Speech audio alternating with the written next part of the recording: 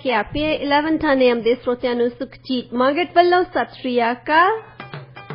10 ਮਈ 2022 programme Punjabi ਆਵਾਜ਼ 'ਚ ਤੁਹਾਡਾ ਸਵਾਗਤ ਹੈ। ਇਹ ਪ੍ਰੋਗਰਾਮ ਹਫ਼ਤੇ ਦੇ 5 ਦਿਨ ਮੰਡੇ ਟੂ ਫਰਾਈਡੇ ਤੁਹਾਡੇ ਲਈ ਪੇਸ਼ ਕੀਤਾ ਜਾਂਦਾ ਹੈ, ਜਿਸ ਵਿੱਚ ਅਸੀਂ ਗੱਲਬਾਤ ਕਰਦੇ ਹੁੰਦੇ ਹਾਂ ਉਹਨਾਂ ਖਬਰਾਂ ਬਾਰੇ ਜਿਨ੍ਹਾਂ ਦਾ ਸਬੰਧ ਸਾਡੇ ਆਲੇ ਦੁਆਲੇ ਨਾਲ ਹੈ। US ਤੇ ਕੈਨੇਡਾ 'ਚ ਸਾਡੇ ਪ੍ਰੋਗਰਾਮ ਤੁਸੀਂ ਸੁਣ ਸਕਦੇ ਹੋ KRPA 1110 AM ਤੇ ਦੁਨੀਆ ਭਰ 'ਚ ਪ੍ਰੋਗਰਾਮ ਸੁਣਨ ਲਈ ਵਿਜ਼ਿਟ ਕਰੋ ਸਾਡੀ ਵੈਬਸਾਈਟ radioindia.ca। ਸਟੂਡੀਓ ਦਾ ਨੰਬਰ ਹੈ 6045929191 604-592-9191। ਸਵਾਗਤ ਕਰਦੇ ਹਾਂ ਡਾਕਟਰ ਸ਼ਿੰਦਰ ਪੁਰੇਵਾਲ ਜੀ ਦਾ। ਡਾਕਟਰ ਸਾਹਿਬ, ਪ੍ਰੋਗਰਾਮ 'ਚ ਤੁਹਾਡਾ ਸਵਾਗਤ ਹੈ। Good morning. Good morning doctor ਸਾਹਿਬ, ਇੱਕ ਖਬਰ ਆਪਾਂ ਦੇਖੀ ਕੱਲ ਵੀ ਹਿਮਾਚਲ ਵਿਧਾਨ ਸਭਾ ਦੇ ਬਾਹਰ ਖਾਲਿਸਤਾਨੀ ਝੰਡੇ ਲੱਗਣ ਦਾ ਮਾਮਲਾ ਜੋ ਸੀ, ਉਸ ਤੋਂ ਬਾਅਦ ਦੇਖੋ ਤੁਸੀਂ ਕਿ ਸਿੱਖਸ ਫॉर ਜਸਟਿਸ ਦੇ ਗੁਰਪਤਵੰਤ ਪੰਨੂ ਨੇ ਇਹਦੀ ਜ਼ਿੰਮੇਵਾਰੀ ਲੈ ਲਈ। ਹੁਣ ਉਹ ਤੋਂ ਵੀ ਅੱਗੇ ਤੁਸੀਂ ਇਹ ਦੇਖ ਲਓ ਕਿ ਸਿੱਖਸ ਫॉर ਜਸਟਿਸ ਵੱਲੋਂ ਹਿਮਾਚਲ ਦੇ ਮੁੱਖ ਮੰਤਰੀ ਨੂੰ ਧਮਕੀ ਦਿੱਤੀ ਗਈ ਹੈ ਕਿ ਮੋਹਾਲੀ ਹਮਲੇ ਤੋਂ ਸਬਕ ਲਵੋ ਤੇ ਖਾਲਿਸਤਾਨੀ ਪੱਖੀਆਂ ਨਾਲ ਨਾ ਉਲਝੋ। ਇਹ ਪੂਰੇ ਜਿਹੜਾ ਘਟਨਾਕ੍ਰਮ ਆ, ਇਹ ਕਿੰਨੇ ਸਵਾਲ ਉਠਾ ਰਿਹਾ, ਇਸ ਬਾਰੇ ਤੁਸੀਂ ਕੀ ਸੋਚਦੇ ਹੋ? ਦੇਖੋ, ਸਾਡੇ ਵੈਸੇ ਸਿੱਖੀਜ਼ਮ ਦੇ ਵਿੱਚ ਹੀ ਇੱਕ ਲੋਕਤੰਤਰੀ ਸੋਚ ਹੈ, ਜਬ ਲਗ ਦੁਨੀਆ ਰਹੀਏ ਨਾਨਕ ਕਿਸ ਸੁਣੀਏ ਕਿਸ ਕਹੀਏ। ਕਿਸੇ ਬੰਦੇ ਨੂੰ ਚਾਹੇ ਉਹ ਵਿਚਾਰ ਚੰਗੇ ਹੋਣ ਜਾਂ ਮਾੜੇ ਹੋਣ, ਉਹਨਾਂ ਨੂੰ ਆਪਣੇ ਵਿਚਾਰ ਰੱਖਣ ਦਾ ਹੱਕ ਹੈ। ਹਾਂਜੀ। ਹੁਣ ਇੱਕ ਸੋਚਣ ਵਾਲੀ ਲੋੜ ਹੈ ਇੱਥੇ ਕਿ ਤੁਸੀਂ ਜਿਹੜੀ ਆਪਣੇ ਰਾਜ ਦੀ ਗੱਲ ਕਰਦੇ ਆ, ਕੀ ਤੁਸੀਂ ਹਿਮਾਚਲ ਪ੍ਰਦੇਸ਼ 'ਚ ਬਣਾਉਣਾ? ਫਿਰ ਦੂਸਰੀ ਗੱਲ ਹੈ ਕਿ ਕਦੇ ਰਾਜ ਬਣਦੇ ਦੇਖੇ ਆ, ਕਦੇ ਤੁਸੀਂ ਪੋਸਟਰ ਲਾਏ ਆ ਉੱਥੇ। ਇਹ ਸ਼ਰਾਰਤੀ ਗੱਲਾਂ ਨੇ। ਤੇ ਹਿਮਾਚਲ ਪ੍ਰਦੇਸ਼ ਦੇ ਵਿੱਚ ਇਲੈਕਸ਼ਨ ਹੋਣੀ ਹੈ। ਹਾਂਜੀ। ਕੌਣ ਕਰਾਉਂਦਾ ਕੌਣ ਨਹੀਂ ਕਰਾਉਂਦਾ, ਆਪਣੇ ਸਿਰ ਜ਼ਿੰਮੇਵਾਰੀ ਲੈਣੀ। ਇਹ ਤਾਂ ਮੈਨੂੰ ਮਿਸਾਲ ਚੇਤੇ ਆਉਂਦੀ ਹੈ, ਨਿਕੀਤਾ ਖਰੁਸ਼ਚੋਵ ਹੁੰਦੇ ਸੀ ਸੋਵੀਅਤ ਯੂਨੀਅਨ ਦੇ ਲੀਡਰ। ਉਹ ਆਪਣੀ ਸਵੈ ਜੀਵਨੀ ਦੇ ਵਿੱਚ ਲਿਖਦੇ ਆ, ਉਹ ਯੂਕਰੇਨ ਦੇ ਐਕਚੁਅਲੀ ਜੰਪਰ ਸੀ। ਤੇ ਉਹ ਕਹਿੰਦੇ ਕਿ ਮੈਂ ਇੱਕ ਕੋਲ ਮਾਈਨਰ ਦਾ, ਖਾਣ ਮਜ਼ਦੂਰ ਦਾ ਬੱਚਾ ਹਾਂ। ਤੇ ਖਾਣ ਮਜ਼ਦੂਰ ਜਿੱਥੇ ਖਾਣਾ ਹੁੰਦੀਆਂ ਸੀ, ਉੱਥੇ ਜਿੱਦਾਂ ਇੱਕ ਕਿਸਮ ਦਾ ਪਿੰਡ ਹੀ ਵੱਜ ਜਾਂਦਾ ਸੀ, ਕਿਉਂਕਿ ਉੱਥੇ ਛੋਟੇ ਜਿਹੇ ਪਿੰਡ ਦੇ ਵਿੱਚ ਰਹਿੰਦੇ ਸੀ ਤੇ ਉਹਨਾਂ ਦਿਨਾਂ ਵਿੱਚ ਪਾਣੀ ਦਾ ਘਰ ਘਰ ਇੰਤਜ਼ਾਮ ਹੈ ਨਹੀਂ ਸੀ। ਇਸ ਕਰਕੇ ਪਿੰਡ ਦੇ ਤਕਰੀਬਨ ਗੱਭੇ ਜਿਹੇ ਖਾਣਾ ਦੇ ਲਾਗੇ ਨਾ, ਤਾਂ ਉੱਥੇ ਇੱਕ ਟੂਟੀ ਲੱਗੀ ਹੁੰਦੀ ਸੀ। ਤਾਂ ਉਸ ਟੂਟੀ ਤੋਂ ਪਾਣੀ ਭਰਨ ਆਉਂਦੀਆਂ ਸੀ ਕੁੜੀਆਂ, ਖਾਸ ਤੌਰ ਤੇ ਪਿੰਡਾਂ ਦੇ ਵਿੱਚ ਆਪਣੇ ਵੀ ਪਹਿਲਾਂ ਜਾਂਦੀਆਂ ਹੁੰਦੀਆਂ ਸੀ। ਹਾਂਜੀ। ਤੇ ਉਹ ਕਹਿੰਦਾ ਕਿ ਕੁੜੀਆਂ ਨੇ ਆਉਣਾ ਉੱਥੇ ਪਾਣੀ ਭਰਨ, ਤੇ ਜਿਹੜੇ ਖਾਣ ਮਜ਼ਦੂਰ ਹੈ ਇਹ ਲੰਚ ਟਾਈਮ ਤੇ ਥੱਲੇ ਸ਼ਿਫਟ 'ਚ ਬਾਹਰ ਕੱਢਦੇ ਹੁੰਦੇ ਸੀ ਇਹਨਾਂ ਨੂੰ ਲੰਚ ਖਾਣ ਲਈ। ਤੇ ਉਹਨਾਂ ਨੇ ਹੁਣ ਕੁੜੀਆਂ ਨੂੰ ਕੁਝ ਕਹਿਣਗੇ ਤਾਂ ਲੜਾਈ ਹੋਊਗੀ ਜੀ। ਉਹ ਕਹਿੰਦੇ ਅਸੀਂ ਬੱਚੇ ਖੇਡਦੇ ਹੁੰਦੇ ਸੀ ਛੋਟੇ ਛੋਟੇ ਉੱਥੇ, ਤੇ ਉਹਨਾਂ ਨੂੰ ਇੱਕ ਇੱਕ ਕੋਪੈਕ ਦਿੰਦੇ ਹੁੰਦੇ ਸੀ। ਉਹ ਕੋਪੈਕ ਜਿਹੜਾ ਇੱਕ ਪੈਸਾ ਜੀ ਰਸ਼ੀਅਨ ਦੇ ਵਿੱਚ। ਤੇ ਉਹ ਕਹਿੰਦੇ ਹੁੰਦੇ ਸੀ ਕਿ ਆਹ ਕੋਪੈਕ ਲਾਓ ਤੇ ਕੁੜੀਆਂ ਨੂੰ ਸਾਡੇ ਸਾਹਮਣੇ ਗਾਲਾਂ ਕੱਢੋ। ਬੱਚਿਆਂ ਨੂੰ ਕਹਿੰਦੇ ਹੁੰਦੇ ਸੀ। ਤੇ ਉਹ ਕਹਿੰਦੇ ਅਸੀਂ ਕੋਪੈਕ ਲੈ ਕੇ ਉਹਨਾਂ ਨੂੰ ਗਾਲਾਂ ਕੱਢਦੇ, ਸਾਨੂੰ ਤਾਂ ਪਤਾ ਹੀ ਕੁਝ ਨਹੀਂ, ਨਿਆਣੇ ਆ ਬੱਚੇ, ਗੱਲਬਾਤ ਕੁਛ ਉਹਨਾਂ ਨੂੰ ਨਹੀਂ ਪਤਾ। ਤੇ ਉਹ ਇਸ ਗੱਲ ਦਾ ਮਜ਼ਾ ਲੈਂਦੇ ਹੁੰਦੇ ਸੀ, ਅਸੀਂ ਉਹਨਾਂ ਨੂੰ ਗਾਲਾਂ ਕੱਢਦੇ ਹੁੰਦੇ ਸੀ। ਤੇ ਕੁਛ ਏਦਾਂ ਦੇ ਬੰਦੇ ਬਣੇ ਜਿਹੜੇ ਅੱਜ ਕੱਲ ਕੋਈ ਏਜੰਸੀਆਂ ਤੋਂ ਟਕਾ ਲੈਂਦੇ ਆ, ਇਹ ਗਾਲਾਂ ਕੱਢਦੇ ਆ ਦੂਸਰੀ ਕਮਿਊਨਿਟੀ ਨੂੰ। ਫੇਰ ਗੱਲ ਕਰਦੇ ਆ ਕਿ ਕਿਸੇ ਬੰਦੇ ਦੀ ਆਤਮਾ ਮਰੀ ਹੋਵੇ ਨਾ, ਉਹਨੂੰ ਤੁਸੀਂ ਕੁਛ ਨਹੀਂ ਕਰ ਸਕਦੇ। ਕੋਈ ਜਲਾਹਾ ਹੁੰਦਾ ਸੀ ਸ਼ਹਿਰ ਦੇ ਵਿੱਚ, ਉਹ ਵਿਚਾਰਾ ਦਰੀਆਂ ਬੁਣਦਾ ਸੀ, ਖੇਸ ਬੁਣਦਾ ਸੀ, ਮਿਹਨਤ ਮੁਸ਼ੱਕਤ ਕਰਦਾ ਸੀ ਤੇ ਰੋਟੀ ਪਾਣੀ ਚੱਲਦਾ ਸੀ। ਉਹਦਾ ਮੁੰਡਾ ਇੱਕ ਨਖੱਟੂ, ਉਹਨੇ ਚਿੜੀ ਮਾਰਨੇ, ਕਦੇ ਇੱਧਰ ਜਾਣਾ ਕਦੇ ਉੱਧਰ ਜਾਣਾ। ਉਹਦਾ ਕੰਮ ਇਹ ਹੁੰਦਾ ਸੀ ਕਿ ਸਾਰੇ ਸ਼ਹਿਰ 'ਚ ਤੁਰਿਆ ਫਿਰਨਾ, ਤੇ ਜੇ ਸ਼ਹਿਰ ਦੇ ਆਲੇ ਦੁਆਲੇ ਦੇ ਪਿੰਡ ਮਤਲਬ ਛੋਟੇ ਛੋਟੇ ਖੱਤਿਆਂ ਦੇ ਵਿੱਚ ਜਾਣਾ। ਜੇ ਕੋਈ ਚਿੜੀ ਮਿਲ ਗਈ ਖਾਂ ਮਰੀ ਹੋਈ ਜਾਂ ਘੁੱਗੀ ਮਿਲ ਗਈ, ਕਾਂ ਮਰਿਆ ਹੋਇਆ, ਉਹ ਫੜ ਕੇ ਲੈ ਆਉਣੇ ਤਾਂ ਇੱਕ ਚਾਦਰ ਵਿਛਾ ਲੈਣੀ, ਕਦੇ ਕਿਸੇ ਮਹੱਲੇ ਜਾਣਾ, ਕਦੇ ਕਿਸੇ ਮਹੱਲੇ ਜਾਣਾ, ਇਹ ਕਹਿਣ ਲਈ ਕਿ ਮੈਂ ਕੀਤਾ ਹੈ। ਹੁਣ 99% ਬੰਦੇ ਤਾਂ ਅਕਲ ਵਾਲੇ ਆ ਨਾ ਜੀ। ਜਿੱਦਾਂ ਜਾਰਜ ਬੁਸ਼ ਹੋਣੀ ਕਹਿੰਦੇ ਹੁੰਦੇ ਸੀ, ਉਹ ਕਹਿੰਦੇ ਤੁਸੀਂ ਅਕਲ ਵਾਲਿਆਂ ਦੀ ਗੱਲ ਨਾ ਕਰੋ। ਕੁਝ ਬੰਦੇ ਇਦਾਂ ਦੇ ਹੁੰਦੇ ਆ ਜਿਨ੍ਹਾਂ ਨੂੰ ਹਮੇਸ਼ਾ ਹੀ ਮੂਰਖ ਬਣਾਇਆ ਜਾ ਸਕਦਾ, ਤੇ ਉਹਨਾਂ ਕੋਲੇ ਅਸੀਂ ਜਾਂਦੇ ਤੇ ਉਹ ਬੰਦੇ ਦੇ ਮਗਰ ਵੀ ਉਹ ਕੋਈ 1% ਜਿਹੜੇ ਬੰਦੇ ਹੁੰਦੇ ਆ ਉੱਥੇ, ਜਿਹੜੇ ਬਾਂਦਰ ਬਾਂਦਰੀ ਦਾ ਤਮਾਸ਼ਾ ਦੇਖਣ ਖੜੇ ਰਹਿੰਦੇ। ਹਾਂਜੀ। ਤੁਸੀਂ ਕੈਨ ਯੂ ਇਮੇਜਿਨ ਵੀ ਕੋਈ ਬਾਂਦਰ ਬਾਂਦਰੀ ਖੜੇ ਆ ਤਾਂ ਉਹਨਾਂ ਦੇ ਦੇਖਣ ਲਈ 10,000 ਬੰਦਾ ਇਕੱਠਾ ਹੋਇਆ ਹੈ। ਡਾਕਟਰ ਸਾਹਿਬ ਕਈ ਜਹਾਜ਼ ਜਾਂਦਾ ਦੇਖਣ ਨੂੰ ਵੀ ਖੜੇ ਰਹਿੰਦੇ ਹੁੰਦੇ ਆ ਜਦੋਂ ਤੱਕ ਉਹ ਅੱਖਾਂ ਤੋਂ ਓਝਲ ਨਹੀਂ ਹੋ ਜਾਂਦਾ। ਜੀ ਦੇਖੋ ਬੱਸ ਖੜੀ ਦੇਖਦੇ ਆ, ਟੈਂਪੂ ਨੂੰ ਦੇਖੀ ਜਾਣਗੇ। ਹਾਂਜੀ। ਤੇ ਇਦਾਂ ਦੇ 1% ਬੰਦੇ ਚਾਹੇ ਦਿਆਲੂ ਕਹਿ ਲਓ, ਜੋ ਵੀ ਮਰਜ਼ੀ ਸ਼ਬਦ ਵਰਤ ਲਓ, ਜੇ ਪੈਸੇ ਵੀ ਦੇ ਦਿੰਦੇ ਆ। ਤੇ ਉਹਨੇ ਰੋਜ਼ ਹੀ ਇਹੀ ਕੰਮ ਸ਼ੁਰੂ ਕਰਤਾ ਕਿ ਘੁੱਗੀ ਚੱਕ ਲਿਆਉਣੀ, ਕਾਂ ਮਰਿਆ ਚੱਕ ਲਿਆਉਣਾ, ਬੱਤਖ ਮਰੀ ਚੱਕ ਲਿਆਉਣੀ, ਤੇ ਉਹ ਪਿੰਡ ਸ਼ਹਿਰ ਦੇ ਵੱਖ-ਵੱਖ ਥਾਂ ਤੇ ਜਾ ਕੇ ਕਹਿਣਾ ਵੀ ਮੈਂ ਮਾਰੀ ਹੈ। ਤੇ ਉਹਨੂੰ ਕਿਸੇ ਨੇ ਰੁਪਈਆ ਦੇ ਦੇਣਾ, ਕਿਸੇ ਨੇ ਚਵਾਨੀ ਦੇ ਦੇਣੀ, ਕਿਸੇ ਨੇ ਠਿਆਣੀ ਦੇ ਦੇਣੀ, ਪੈਸੇ ਵੀ ਇਕੱਠੇ ਹੋਣ ਲੱਗ ਪਏ। ਹਾਂਜੀ।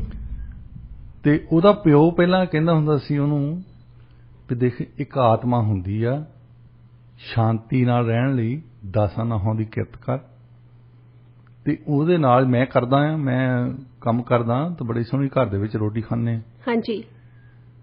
ਤੇ ਇਹ ਨਖੱਟੂ ਨੇ ਹੌਲੀ ਹੌਲੀ ਇੱਕ ਕੋਠੀ ਪਾ ਲਈ, ਪੈਸੇ ਬਣ ਗਏ ਉਹਦੇ। ਜੀ। ਤੇ ਉਹਦਾ ਪਿਓ ਕਹਿਣ ਲੱਗਾ ਵੀ ਮੈਂ ਤੈਨੂੰ ਸਲਾਹ ਦਿੰਦਾ ਹੁੰਦਾ ਸੀ ਵੀ ਆਤਮਾ ਸੌਖੀ ਰਹਿੰਦੀ ਹੈ ਜੇ ਆਪਣਾ ਕੰਮ ਕਰੇ, ਮਿਹਨਤ ਨਾਲ, ਜੇ ਆਪਾਂ ਰੋਟੀ ਕਮਾਉਂਦੇ। ਉਹ ਕਹਿੰਦਾ ਉਹ ਸੌਖੀ ਤਾਂ ਉਹਨਾਂ ਦੀ ਰਹਿੰਦੀ ਹੈ ਜਿਹੜੀ ਆਤਮਾ ਹੁੰਦੀ ਆ। ਸੋ ਇਹਨਾਂ ਲੋਕਾਂ ਦੀ ਆਤਮਾ ਕੋਈ ਨਹੀਂ। ਹਾਂਜੀ। ਇਹਨਾਂ ਨੇ 1% ਬੰਦੇ ਲੱਭੇ ਆ ਜਿਨ੍ਹਾਂ ਤੋਂ ਪੈਸੇ ਇਕੱਠੇ ਕਰਦੇ ਆ। ਹੁਣ ਕੋਈ ਨਾ ਕੋਈ ਜਥੇਬੰਦੀ ਦੇ ਤੁਸੀਂ ਦੋ ਗੱਲਾਂ, ਇੱਕ ਤਾਂ ਸਿਆਸੀ ਹੈ, ਇੱਕ ਪੈਸੇ ਇਕੱਠੇ ਕਰਦੇ, ਦੋ ਚੀਜ਼ਾਂ ਕਰਦੇ ਆ। ਹਾਂਜੀ। ਜਿਹੜੇ ਵੀ ਪੈਸੇ ਇਕੱਠੇ ਕਰਦੇ, ਚਾਹੇ ਉਹ ਚੈਰੀਟੇਬਲ ਆਰਗੇਨਾਈਜੇਸ਼ਨ ਹੋਵੇ, ਉਹਨਾਂ ਦਾ ਆਡਿਟਿੰਗ ਤਾਂ ਹੋਣੀ ਚਾਹੀਦੀ ਨਾ। ਜੀ ਬਿਲਕੁਲ। ਉਹਨਾਂ ਨੂੰ ਪੁੱਛੇ ਕਿ ਕਿੰਨੇ ਪੈਸੇ ਇਕੱਠੇ ਕੀਤੇ, ਕਿਹਨੇ ਦਿੱਤੇ ਆ, ਕਿੱਥੇ ਗਏ ਆ। ਜੀ। ਕਿ ਤੁਹਾਡੇ ਤੋਂ ਜਿਹੜੇ ਪੈਸੇ ਆਏ ਉਹ ਕਿੱਥੋਂ ਆਏ ਆ। ਜੀ, ਹਿਸਾਬ ਕਿਤਾਬ ਪੂਰਾ ਹੋਣਾ ਚਾਹੀਦਾ। ਹਿਸਾਬ ਕਿਤਾਬ ਤਾਂ ਪੂਰਾ ਹੋਣਾ ਚਾਹੀਦਾ। ਦੂਸਰਾ, ਉਹਨਾਂ ਨੂੰ ਪੁੱਛਣਾ ਚਾਹੀਦਾ ਵੀ ਜਿਹੜਾ ਸਿਆਸੀ ਗੱਲ ਕਰਦੇ ਤੁਸੀਂ, ਉਹਦਾ ਫਾਇਦਾ ਕੀ ਹੋਇਆ ਅੱਜ ਤਾਈਂ। ਹੁਣ ਅਸੀਂ ਕੱਲ੍ਹ ਹੀ ਗੱਲ ਕਰਦੇ ਸੀ, ਆਇਰਲੈਂਡ ਦੇ ਵਿੱਚ ਸ਼ੈਨਪੈਨ ਜਿੱਤੀ ਹੈ। ਜੀ। UN ਦਾ ਇੱਕ ਬਹੁਤ ਵੱਡਾ ਕ੍ਰਾਈਟੀਰੀਅਨ ਆ ਨਵੀਂ ਸਟੇਟ ਬਣਾਉਣ ਦਾ ਕਿ ਲੋਕ ਰਾਏ ਚਾਹੀਦੀ ਤੁਹਾਡੇ ਤੋਂ। ਜੀ। ਤੁਸੀਂ ਪੰਜਾਬ ਦੇ ਵਿੱਚ ਇੱਕ ਪਾਰਟੀ ਹੋਵੇ ਜਿਹਦੀਆਂ ਸੀਟਾਂ ਹੋਣ ਅਸੈਂਬਲੀ ਦੇ ਵਿੱਚ, ਹੋ ਸਕਦਾ ਕਿਸੇ ਦਿਨ ਮੈਜੋਰਟੀ ਬਣ ਜਾਵੇ, ਉਹ ਮਤਾ ਪਾਸ ਕਰ ਦੇਣ। ਹਾਂਜੀ। ਇਹ ਹੈਗੀ ਲੋਕ ਰਾਏ। ਜੀ।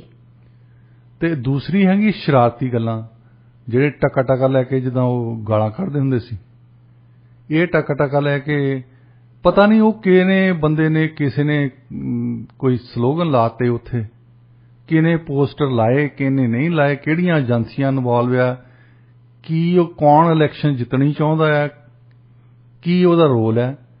ਉਹ ਇੱਥੇ ਬੈਠੇ ਬੰਦੇ ਜਿਹੜੇ ਸਿਰਫ ਤੇ ਸਿਰਫ ਪੈਸੇ ਇਕੱਠੇ ਕਰ ਰਹੇ ਜੀ, ਜਿਨ੍ਹਾਂ ਦੀ ਆਡਿਟਿੰਗ ਅੱਜ ਤਾਈਂ ਨਹੀਂ ਹੋਈ।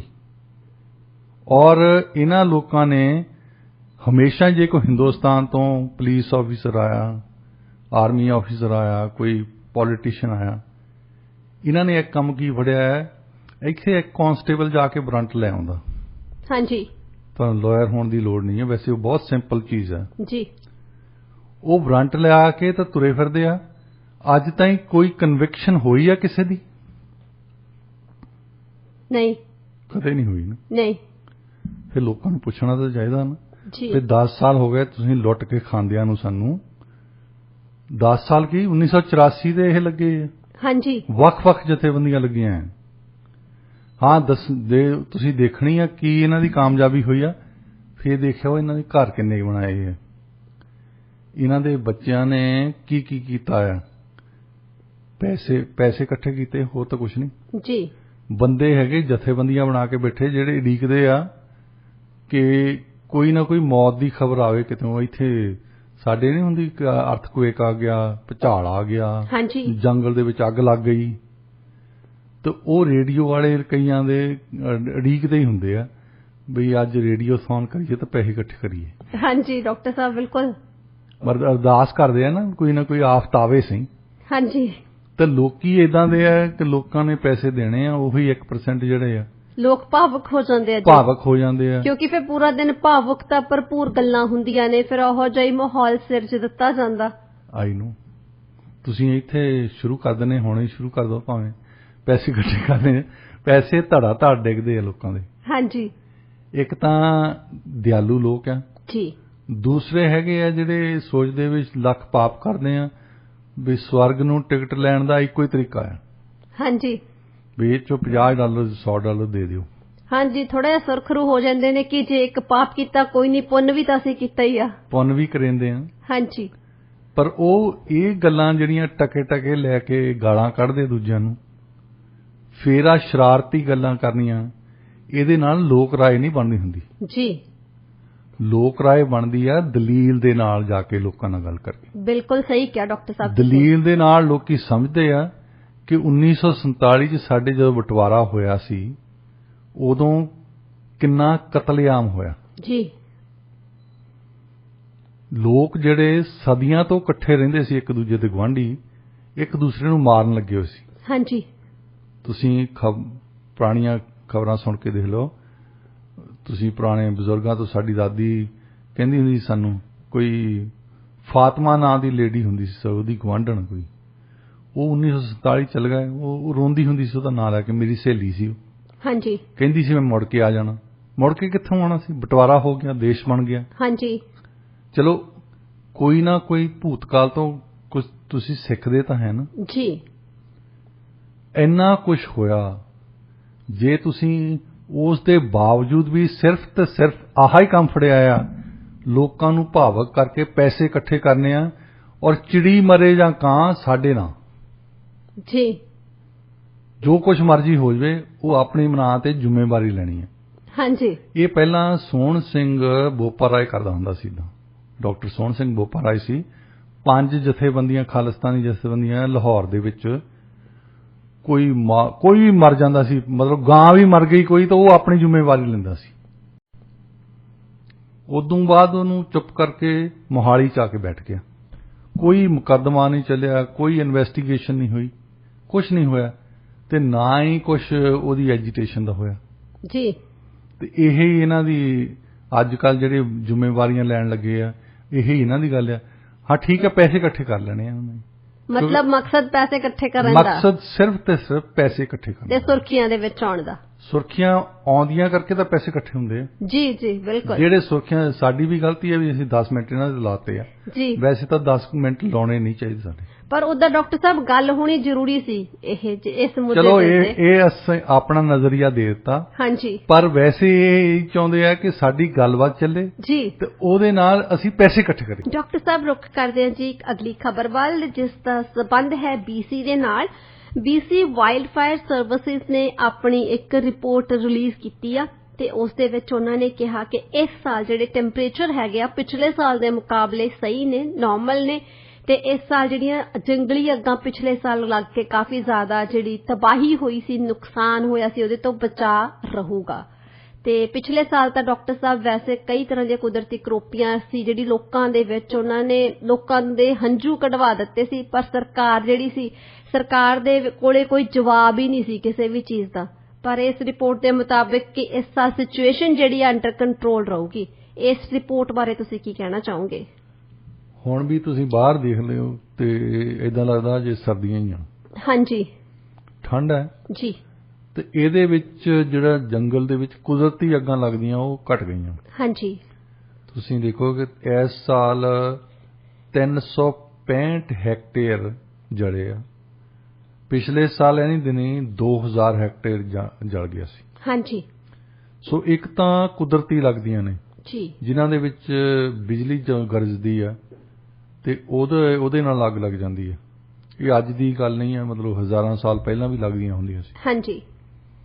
ਦੂਸਰੀ ਹੈਗੀ ਆ ਜਿਹੜੀ ਅਸੀਂ ਇਨਸਾਨ ਲਾਉਨੇ ਆ ਜੀ, ਕੋਈ ਸਿਗਰਟ ਸਿੱਟ ਦਿੰਦਾ ਆ, ਕੋਈ ਉੱਥੇ ਜਾ ਕੇ ਬਾਰਬੀ ਕਰਦਾ, ਉਹ ਜਾ ਕੇ ਕੋਲੇ ਸਿੱਟੇ ਆਉਂਦੇ ਆ, ਉਹਨਾਂ ਦੇ ਨਾਲ ਅੱਗ ਲੱਗ ਜਾਂਦੀ ਆ ਜੀ। ਤੇ ਉਹ ਹੈਗੀਆਂ ਜਿਹੜੀਆਂ ਗੈਰ ਕੁਦਰਤੀ ਆ। ਜੀ, ਪਰ ਡਾਕਟਰ ਸਾਹਿਬ ਇਸ ਰਿਪੋਰਟ ਦੇ ਵਿੱਚ ਇਹ ਵੀ ਹੈ ਵੀ ਇਸ ਸਾਲ ਜਿਹੜੀਆਂ ਅਗਜ਼ਨੀ ਦੀਆਂ ਘਟਨਾਵਾਂ ਸਾਹਮਣੇ ਆਈਆਂ ਨੇ ਨਾ, ਇਹ ਮਨੁੱਖ ਦੁਆਰਾ ਹੀ ਗਲਤੀ ਦਾ ਨਤੀਜਾ ਨੇ। ਜੋ ਵੀ ਕੁਛ ਕੀਤਾ, ਕਿਉਂਕਿ ਐਤਕੀ ਗਰਮੀ ਘੱਟ ਪਈ ਹੈ, ਹਾਂਜੀ, ਕੁਦਰਤੀ ਅੱਗ ਜਿਹੜੀ ਘੱਟ ਲੱਗੀ ਆ, ਹਾਂਜੀ, ਪਰ ਜਿਹੜੀ ਇਨਸਾਨ ਆ ਉਹ ਨਹੀਂ ਹਟਿਆ ਹਾਲੇ ਤੇ। ਹਾਂਜੀ, ਉਹ ਲਾਪਰਵਾਹੀਆਂ ਕਰਨ ਉਹ ਨਹੀਂ ਹਟਿਆ। ਲਾਪਰਵਾਹੀਆਂ ਉਹੀ ਆ। ਹਾਂਜੀ, ਤੇ ਵੈਸੇ ਜਿਹੜੀ ਕੁਦਰਤੀ ਅੱਗ ਲੱਗਦੀ ਆ ਜੰਗਲ ਦੇ ਵਿੱਚ, ਉਹਦਾ ਇੱਕ ਫਾਇਦਾ ਵੀ ਹੁੰਦਾ ਸੀ। ਉਹਦਾ ਫਾਇਦਾ ਇਹ ਹੁੰਦਾ ਸੀ ਕਿ ਦੇਖੋ ਉੱਥੇ ਜਿਹੜਾ ਵੀਡ ਆ ਉਹ ਆਵਾਗੁਣ, ਇਹ ਕੁਦਰਤੀ ਗੱਲ ਹੈ ਵੀ ਜਿਹੜਾ ਵੀਡ ਹੁੰਦਾ ਆ ਉਹ ਜਰਾ ਜ਼ਿਆਦਾ ਹੀ ਉੱਗਦਾ ਹੈ। ਹਾਂਜੀ, ਔਰ ਜ਼ਿਆਦਾ ਇੱਕਦਮ ਹੀ ਜ਼ਿਆਦਾ ਉਹ ਵੱਧਦਾ ਹੈ ਜੀ। ਤੇ ਉਹਦੇ ਨਾਲ ਇੱਕ ਤਾਂ ਦਰਖਤਾਂ ਨੂੰ ਜਿਹੜੀ ਸਨਸ਼ਾਈਨ ਮਿਲਦੀ ਹੈ, ਸੂਰਜ ਦੀ ਰੋਸ਼ਨੀ ਮਿਲਦੀ ਆ, ਉਹ ਘਟ ਜਾਂਦੀ ਆ। ਦੂਸਰਾ ਜਿਹੜੇ ਛੋਟੇ ਛੋਟੇ ਹੁੰਦੇ ਆ ਦਰਖਤ, ਬਿਲਕੁਲ ਛੋਟੇ ਧਰਤੀ ਦੇ ਲਾਗੇ ਪੌਦੇ ਹੁੰਦੇ ਆ, ਉਹ ਨਹੀਂ ਵੱਧਦੇ, ਫਿਰ ਉਹ ਫਸ ਜਾਂਦੇ ਆ। ਹਾਂਜੀ, ਜਦੋਂ ਫਿਰ ਇਹ ਅੱਗ ਲੱਗਦੀ ਆ, ਇੱਕ ਦਰਖਤਾਂ ਨੂੰ ਵਧੀਆ ਰੋਸ਼ਨੀ ਮਿਲਦੀ ਆ, ਉਹ ਜ਼ਿਆਦਾ ਫਲਦੇ ਆ, ਜ਼ਿਆਦਾ ਵੱਧਦੇ ਆ। ਦੂਸਰਾ ਉਹ ਛੋਟੇ ਛੋਟੇ ਦਰਖਤ ਜਿਹੜੇ ਆ, ਪੌਦੇ ਆ, ਉਹ ਘੜਦੇ ਆ ਦੁਬਾਰਾ। ਹਾਂਜੀ, ਜਿਨ੍ਹਾਂ ਦੇ ਵਿੱਚ ਕਈ ਕਿਸਮ ਦੇ ਜੀਵ ਜੰਤੂ ਜਿਹੜੇ ਆ, ਜਿਨ੍ਹਾਂ ਨੂੰ ਲੋੜ ਹੁੰਦੀ ਹੈ ਉਹਨਾਂ ਪੌਦਿਆਂ ਦੀ, ਜਿਹਦਾ ਕੇਟਰਪਿਲਰ ਨੂੰ ਕੀ ਕਹਿੰਦੇ ਹੁੰਦੇ ਆ, ਕੇਟਰਪਿਲਰ ਨੂੰ ਪੰਜਾਬੀ ਦੇ ਵਿੱਚ। ਤੇ ਹੁਣ ਇੰਨਾ ਚਿਰ ਕੈਨੇਡਾ 'ਚ ਰਹਿਣ ਦਾ ਇਹ ਵੀ ਨੁਕਸਾਨ ਹੈ ਨਾ। ਹਾਂਜੀ, ਕੇਟਰਪਿਲਰ ਦਾ ਸ਼ਬਦ ਨਹੀਂ ਲੱਭਦਾ। ਹਾਂਜੀ, ਪੰਜਾਬੀ ਸੁੰਡੀ ਜਿਹੀ ਹੁੰਦੀ ਹੈ ਵੈਸੇ। ਹਾਂਜੀ, ਹਾਂਜੀ। ਤੇ ਉਹ ਬਿਲਕੁਲ ਜਿਹੜੇ ਛੋਟੇ ਛੋਟੇ ਦਰਖਤ ਆ, ਉਹ ਵੀਡ ਦੇ ਥੱਲੇ ਆਏ ਹੁੰਦੇ ਆ। ਹਾਂਜੀ, ਤੇ ਉਹ ਤਾਂ ਹੀ ਪੈਦਾ ਹੋਊਗਾ ਜੇ ਉਹ ਜਿਹੜੇ ਛੋਟੇ ਛੋਟੇ ਦਰਖਤ ਆ ਥੱਲਿਓਂ ਉੱਗ ਸਕਣ। ਹਾਂਜੀ, ਸੋ ਇਵੈਂਚੁਅਲੀ ਜਿਹੜੀਆਂ ਕੁਦਰਤੀ ਗੱਲ ਹੁੰਦੀ ਆ, ਉਹਦਾ ਨੁਕਸਾਨ ਵੀ ਹੁੰਦਾ, ਪਰ ਉਹਦਾ ਫਾਇਦਾ ਵੀ ਹੁੰਦਾ। ਹਾਂਜੀ, ਪਰ ਜਿਹੜੀਆਂ ਅਸੀਂ ਇਨਸਾਨ ਲਾਉਂਦਾ ਆ, ਇਹ ਲਾਉਂਦਾ ਵੀ ਉੱਥੇ ਕੀ ਹੈ ਜਿੱਥੇ ਜਿੱਥੇ ਲਾਗੇ ਰੈਜ਼ੀਡੈਂਸ ਆ। ਹਾਂਜੀ, ਉਹ ਅਲਟੀਮੇਟਲੀ ਫੋਰੈਸਟ ਦੇ ਵਿੱਚ ਜਿਹੜੀ ਅੱਗ ਲੱਗਦੀ ਆ, ਜਿੱਦਾਂ ਤੁਸੀਂ ਓਕਨਗਰ ਰਹਿੰਦੇ ਆ, ਬਹੁਤ ਲੋਕਾਂ ਦੇ ਫਾਰਮਜ਼ ਆ, ਬਹੁਤ ਲੋਕਾਂ ਦੀਆਂ ਉੱਥੇ ਸਬ ਡਿਵੀਜ਼ਨਜ਼ ਆ, ਜਿਹੜੀਆਂ ਬਿਲਕੁਲ ਅੱਗ ਦੇ ਲਾਗੇ ਆ ਜਾਂਦੀਆਂ। ਹਾਂਜੀ, ਇੱਕ ਵਾਰ ਤਾਂ ਉਹਨਾਂ ਨੇ ਸਾਰਾ ਸਬ ਡਿਵੀਜ਼ਨ, ਪੂਰੇ ਦਾ ਪੂਰਾ ਸ਼ਹਿਰ, ਉੱਥੋਂ ਉਹਨਾਂ ਨੂੰ ਕਿਹਾ ਕਿ ਤੁਸੀਂ ਜਾਓ ਇੱਥੋਂ ਆਪਣੇ ਘਰ ਛੱਡ ਕੇ। ਹਾਂਜੀ, ਕਿਉਂਕਿ ਘਰਾਂ ਨੂੰ ਅੱਗ ਲੱਗ ਜਾਂਦੀ ਸੀ ਜੀ। ਸੋ ਇਹੋ ਜਿਹੀਆਂ ਗੱਲਾਂ ਤੋਂ ਐਤਕੀ ਬਚੇ ਹੋਏ ਆ ਹਾਲੇ। ਹਾਂਜੀ, ਫਿਲਹਾਲ ਤਾਂ ਬਚੇ ਹੋਏ ਆ। ਤੇ ਡਾਕਟਰ ਸਾਹਿਬ, ਹੁਣ ਰੁਖ ਕਰਦੇ ਆ ਅਗਲੀ ਖਬਰ ਵੱਲ। ਵਧਦੀਆਂ ਹੋਈਆਂ ਫਿਊਲ ਪ੍ਰਾਈਸਿਸ ਕਰਕੇ ਜਿਹੜੇ ਕਿਊਬੈਕ ਦੇ ਟਰੱਕ ਡਰਾਈਵਰਸ ਨੇ, ਹੁਣ ਉਹ ਪ੍ਰੋਟੈਸਟ ਕਰਨ ਜਾ ਰਹੇ ਆ। ਉਹ ਪ੍ਰੋਵਿੰਸ਼ੀਅਲ ਗਵਰਨਮੈਂਟ ਤੋਂ ਮਦਦ ਮੰਗ ਰਹੇ ਹੈਗੇ ਕਿ ਗਵਰਨਮੈਂਟ ਨੂੰ ਹੁਣ ਵਿੱਚ ਇੰਟਰਵੀਨ ਕਰਨਾ ਚਾਹੀਦਾ ਤੇ ਉਹਨਾਂ ਦੀ ਮਦਦ ਕਰਨੀ ਚਾਹੀਦੀ ਆ। ਇਨਫਲੇਸ਼ਨ ਦੇ ਕਰਕੇ ਹਰ ਪਾਸੇ ਹਰ ਇੱਕ ਚੀਜ਼ ਦੀਆਂ ਕੀਮਤਾਂ ਵੱਧ ਰਹੀਆਂ ਨੇ। ਦੇਖੋ, ਟਰੱਕਿੰਗ ਇੰਡਸਟਰੀ ਦੇ ਵਿੱਚ ਸਿੱਧਾ ਹੀ ਇੱਕ ਤਾਂ ਅਸਰ ਪੈਂਦਾ, ਜਿਹੜਾ ਕਿੰਨੇ ਲੀਟਰ ਉਹਨਾਂ ਦੇ ਵਿੱਚ ਟਰੱਕ ਦੇ ਵਿੱਚ ਪੈਟਰੋਲ ਪੈਂਦਾ। ਹਾਂਜੀ, $2.23 ਨੂੰ ਸੀ ਕੱਲ ਮੈਂ ਪਵਾਇਆ ਜੀ। ਤੇ ਉਹਨਾਂ ਨੂੰ ਇੱਕ ਤਾਂ ਪੈਟਰੋਲ ਮਹਿੰਗਾ ਹੈ, ਡੀਜ਼ਲ ਮਹਿੰਗਾ ਹੈ ਜੀ। ਬਿਲਕੁਲ। ਦੂਸਰੀ ਗੱਲ ਹੈ, ਉਹਨਾਂ ਦਾ ਇੰਸ਼ੋਰੈਂਸ ਰੇਟ ਵੱਧ ਜਾਂਦੇ ਆ। ਹਾਂਜੀ, ਫਿਰ ਜਿਹੜੀਆਂ ਉਹਨਾਂ ਨੂੰ ਪਲੇਟਸ ਦਿੰਦੇ ਆ ਉਹਦੇ ਵੱਧ ਜਾਂਦੇ ਆ। ਫਿਰ ਜੋ ਵੀ ਕੰਮ ਕਰਦੇ ਆ, ਉਹਨਾਂ ਦੇ ਰੇਟ ਵਧੀ ਜਾਂਦੇ ਆ। ਪਰ ਕੈਨੇਡਾ ਦੇ ਵਿੱਚ ਇੱਕ ਗੱਲ ਮੈਂ ਦੇਖੀ ਹੈ ਪੋਲੀਟੀਕਲ ਕਲਚਰ ਦੇ ਵਿੱਚ, ਕਿਊਬੈਕ ਦੇ ਲੋਕਾਂ ਦੇ ਵਿੱਚ ਅਜੇ ਵੀ ਆਤਮਾ ਹੈਗੀ ਹੈ, ਉਹ ਲੜ ਪੈਂਦੇ ਆ ਜੀ। ਜਿਹਦਾ ਸਾਨੂੰ ਵੀ ਤਾਂ ਇਹੀ ਸਿਖਾਇਆ ਹੈ ਵੈਸੇ, ਵੀ ਜੇ ਜ਼ੁਲਮ ਕਰਨਾ ਵੀ ਪਾਪ ਆ, ਜ਼ੁਲਮ ਸਹਿਣਾ ਵੀ ਪਾਪ ਆ ਜੀ। ਬਿਲਕੁਲ। ਪਰ BC ਦੇ ਵਿੱਚ ਤੁਸੀਂ ਜੋ ਮਰਜ਼ੀ ਕਰ ਲਓ। ਹਾਂਜੀ, ਲੋਕੀ ਸੁੱਤੇ ਪਏ, ਤੁਸੀਂ ਭਾਵੇਂ ਕੱਲ ਨੂੰ $4.5 ਨੂੰ ਹੋ ਜਾਵੇ ਨਾ, ਇਹਨਾਂ ਨੇ ਪਵਾਈ ਜਾਣਾ ਚੁੱਪ ਕਰਕੇ। ਹਾਂਜੀ, ਕਿਊਬੈਕ ਦੇ ਵਿੱਚ ਅੱਗ ਲੱਗ ਜਾਊਗੀ ਜੀ। ਕਿਊਬੈਕ ਦੇ ਵਿੱਚ ਪਿਛਲੀ ਇਲੈਕਸ਼ਨ ਹੋਈ ਸੀ ਤੇ ਸਟੂਡੈਂਟ ਫੀਸ ਵਧਾਤੀ ਕਰਕੇ ਉਹ ਸਰਕਾਰ ਹਾਰ ਗਈ ਜੀ। ਸਟੂਡੈਂਟਸ ਨੇ ਹਰਾਤੇ ਉਹ। ਹਾਂਜੀ, ਇਸੇ ਕਰਕੇ ਆ ਵੀ ਕਿਊਬੈਕ ਦੇ ਵਿੱਚ ਸਟੂਡੈਂਟਸ ਜਿਹੜੇ ਆ ਸਭ ਤੋਂ ਘੱਟ ਫੀਸ ਦਿੰਦੇ ਆ ਜੀ। ਉਹਨਾਂ ਦੀ ਫੀਸ ਸਾਡੇ ਇੱਥੇ ਜਿੰਨੀ ਮਰਜ਼ੀ ਵਧਾਈ ਜਾਣ, ਹਾਂ ਉਹਦਾ ਗੱਲ ਕਈਆਂ ਨੂੰ ਤਾਂ ਪਤਾ ਵੀ ਨਹੀਂ ਹੁੰਦਾ, ਵੈਸੇ ਜਿਨ੍ਹਾਂ ਦੇ ਪੇਰੈਂਟਸ ਨੇ ਦੇਣੇ ਹੁੰਦੇ ਨਾ, ਉਹਨਾਂ ਨੂੰ ਤਾਂ ਸੁਰਤ ਵੀ ਨਹੀਂ ਹੁੰਦੀ ਵੀ ਫੀਸ ਵੱਧ ਗਈ ਹੈ। ਬਾਕੀਆਂ ਨੂੰ ਪਤਾ ਹੁੰਦਾ ਜਿਨ੍ਹਾਂ ਨੇ ਜੇਬ 'ਚੋਂ ਪੈਸੇ ਦੇਣੇ ਆ ਕਿ ਐਤਕੀ ਫੀਸ ਫੇਰ ਵੱਧ ਗਈ। ਖਾਸ ਤੌਰ 'ਤੇ ਪੈਂਡੈਮਿਕ ਦੇ ਦੌਰਾਨ ਲੋਕੀ ਸੋਚਦੇ ਸੀ ਕਿ ਅਸੀਂ ਪਾਰਟ ਟਾਈਮ ਜੌਬ ਕਰਦੇ ਸੀ, ਉਹ ਵੀ ਜਾਂਦੀਆਂ ਲੱਗੀਆਂ। ਤੇ ਦੂਸਰਾ, ਯੂਨੀਵਰਸਿਟੀ ਦੇ ਵਿੱਚ ਰੂਮਸ ਜਿਹੜੇ ਖਾਲੀ ਪਏ ਆ, ਤਾਂ ਉਹਦਾ ਖਰਚਾ ਘਟਿਆ ਪਰ ਫੀਸ ਘੱਟ ਨਹੀਂ ਕੀਤੀ। ਪਰ ਡਾਕਟਰ ਸਾਹਿਬ ਕੀ ਕਾਰਨ ਆ, ਜਿਵੇਂ ਹੁਣ ਤੁਸੀਂ ਦੱਸਿਆ ਕਿ ਜਿਹੜੀਆਂ ਫੀਸਾਂ ਹੈਗੀਆਂ ਸਟੂਡੈਂਟਸ ਦੀਆਂ ਵੱਧਦੀਆਂ ਨੇ, ਕੀ ਕਾਰਨ ਹੈ ਕਿ ਇੱਥੋਂ ਦੇ ਸਟੂਡੈਂਟਸ ਆਵਾਜ਼ ਨਹੀਂ ਉਠਾਉਂਦੇ ਹੈਗੇ? ਜਿੱਦਾਂ ਕਿਊਬੈਕ ਦੇ ਵਿੱਚ ਕੋਈ ਵੀ ਚੀਜ਼ ਹੁੰਦੀ ਆ ਉਹਨਾਂ ਨੂੰ ਲੱਗਦੀ ਆ ਕਿ ਉਹ ਜਿਹੜੀ ਵੀ ਕੋਈ ਜਿਵੇਂ ਫੋਰ ਐਗਜ਼ਾਮਪਲ ਹੁਣ ਉੱਥੇ ਫਿਊਲ ਦੀਆਂ ਪ੍ਰਾਈਸਿਸ ਨੂੰ ਲੈ ਕੇ ਕਹਿ ਲਓ ਜਾਂ ਉਸ ਤੋਂ ਪਹਿਲਾਂ ਸਟੂਡੈਂਟ ਦੀਆਂ ਫੀਸਾਂ ਵਧੀਆਂ ਤਾਂ ਉਹਨਾਂ ਨੇ ਆਵਾਜ਼ ਉਠਾਈ ਕਿ ਇਹ ਸਹੀ ਨਹੀਂ ਹੈਗਾ, ਇਹ ਸਹੀ ਨਹੀਂ ਹੋ ਰਿਹਾ। ਕੀ ਰੀਜ਼ਨ ਆ ਕਿ ਇੱਥੇ ਸਾਰੇ ਚੁੱਪ-ਚਾਪ ਸਹਿ ਲੈਂਦੇ ਆ? ਉੱਥੇ ਤੁਸੀਂ ਕਹਿ ਲਓ ਕਿ ਪੋਲੀਟੀਕਲ ਕਲਚਰ ਉਹਨਾਂ ਦਾ ਹੈਗਾ ਐਜੀਟੇਸ਼ਨ ਦਾ, ਜਿਹੜਾ ਕਿ ਸਾਡੇ ਪਹਿਲਾਂ ਹੁੰਦਾ ਸੀ ਮਰ ਗਿਆ ਮੈਨੂੰ ਲੱਗਦਾ। ਇੱਕ ਮਜ਼ਾਕ ਉੱਥੇ ਪੰਜਾਬ ਦੇ ਵਿੱਚ ਸੁਣਾਉਂਦੇ ਸੀ, ਪਰ ਉਹ ਮੇਰਾ ਖਿਆਲ BC ਤੇ ਜ਼ਿਆਦਾ ਲਾਗੂ ਹੁੰਦਾ ਹੈ, ਹੋਰ ਵੀ ਸੂਬਿਆਂ ਤੇ ਲਾਗੂ ਹੁੰਦਾ। ਕਹਿ ਲਓ ਕਹਿੰਦੇ ਕਿ ਚੀਫ ਮਿਨਿਸਟਰ ਨੇ ਇੱਕ ਵਾਰ ਵਿੱਤ ਮੰਤਰੀ ਨੂੰ ਸੱਦਿਆ ਕਿ ਟੈਕਸ ਜਿਹੜਾ 25% ਵਧਾ ਦਿਓ ਸਾਰਾ ਹੀ, ਕਿਉਂਕਿ ਨਵੇਂ ਪ੍ਰੋਜੈਕਟ ਸ਼ੁਰੂ ਕਰਨੇ ਆ ਤਾਂ ਵੈਸੇ ਵੀ ਸਾਨੂੰ ਖਾਣ ਨੂੰ ਵੀ ਪੈਸੇ ਚਾਹੀਦੇ ਥੋੜੇ ਬਹੁਤੇ। ਹਾਂਜੀ। ਤੇ 25% ਵਧਾ ਕੇ ਦੇਖ ਲਓ, ਲੋਕਾਂ ਨੇ ਸਹਿ ਲੈਣਾ। ਉਹਨਾਂ ਨੇ ਵਧਾਤਾ ਤੇ CID ਤੋਂ ਰਿਪੋਰਟ ਲੈਣੀ ਹੈ ਵੀ ਲੋਕਾਂ ਨੇ ਆਬਜੈਕਸ਼ਨ ਤਾਂ ਨਹੀਂ ਕੀਤਾ ਜੀ। ਉਹ ਕਹਿੰਦੇ ਜੀ ਚੁੱਪ-ਚਾਪ ਦੇਈ ਜਾਂਦੇ ਲੋਕ ਟੈਕਸ।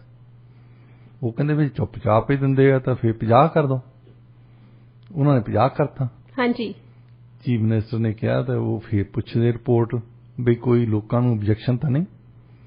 ਉਹ ਕਹਿੰਦੇ ਜੀ ਕੋਈ ਸ਼ਿਕਾਇਤ ਨਹੀਂ, ਲੋਕੀ 50% ਦੇਈ ਜਾਂਦੇ ਆ। ਫਿਰ ਉਹਨਾਂ ਦੀ ਕੀ ਕਹਿੰਦੇ ਹੁੰਦੇ ਆ ਮੂੰਹ ਨੂੰ ਲੱਗ ਗਈ ਜੀ। ਉਹ ਕਹਿੰਦੇ ਕਿ ਵਿੱਤ ਮੰਤਰੀ ਨੂੰ ਫਿਰ 100% ਹੀ ਕਰ ਦੋ। ਹਾਂਜੀ। ਦੁੱਗਣੀ ਕਰ ਦੋ ਜੀ। ਉਹ ਕਹਿੰਦੇ ਹੀ ਕਰ ਦਿੰਦੇ। ਉਹਨਾਂ ਨੇ ਕੀਤਾ ਤਾਂ ਫਿਰ ਉਹੀ ਗੱਲ ਕਹਿੰਦੇ ਲੋਕੀ ਕੁਝ ਕਹਿੰਦੇ ਹੀ ਨਹੀਂ, ਕੋਈ ਆਵਾਜ਼ ਨਹੀਂ ਉਠਾਉਂਦੇ, ਕੋਈ ਆਵਾਜ਼ ਨਹੀਂ ਉਠਾਉਂਦੇ। ਫਿਰ ਉਹਨਾਂ ਨੇ ਕਿਹਾ ਕਿ ਏਦਾਂ ਕਰੋ, ਜੇ 100 ਤੋਂ 2% 200% ਕਰਦੇ ਆ ਵੀ ਸ਼ਾਇਦ ਲੋਕੀ ਉੱਠ ਖੜਨ ਜੀ, ਤੇ ਉਹਨਾਂ ਦੇ ਫਿਰ ਸਾਨੂੰ ਡੰਡਾ ਵੀ ਫੇਰਨਾ ਪੈਣਾ। ਹਾਂਜੀ। ਤੇ ਹੁਣ ਏਦਾਂ ਕਰੋ 100% ਦਾ ਟੈਕਸ ਕਰ ਦਿੱਤਾ ਤੇ ਲੋਕਾਂ ਦੇ ਇੱਕ ਛਿੱਤਰ ਮਾਰੋ ਸਿਰ 'ਚ ਜੀ, ਤੇ ਜੇ ਸਿਰ 'ਚ ਛਿੱਤਰ ਸਹਿ ਸਕਦੇ ਆ ਇਹਦਾ ਮਤਲਬ ਤਿਆਰ ਆ 200% ਲਈ। ਹਾਂਜੀ।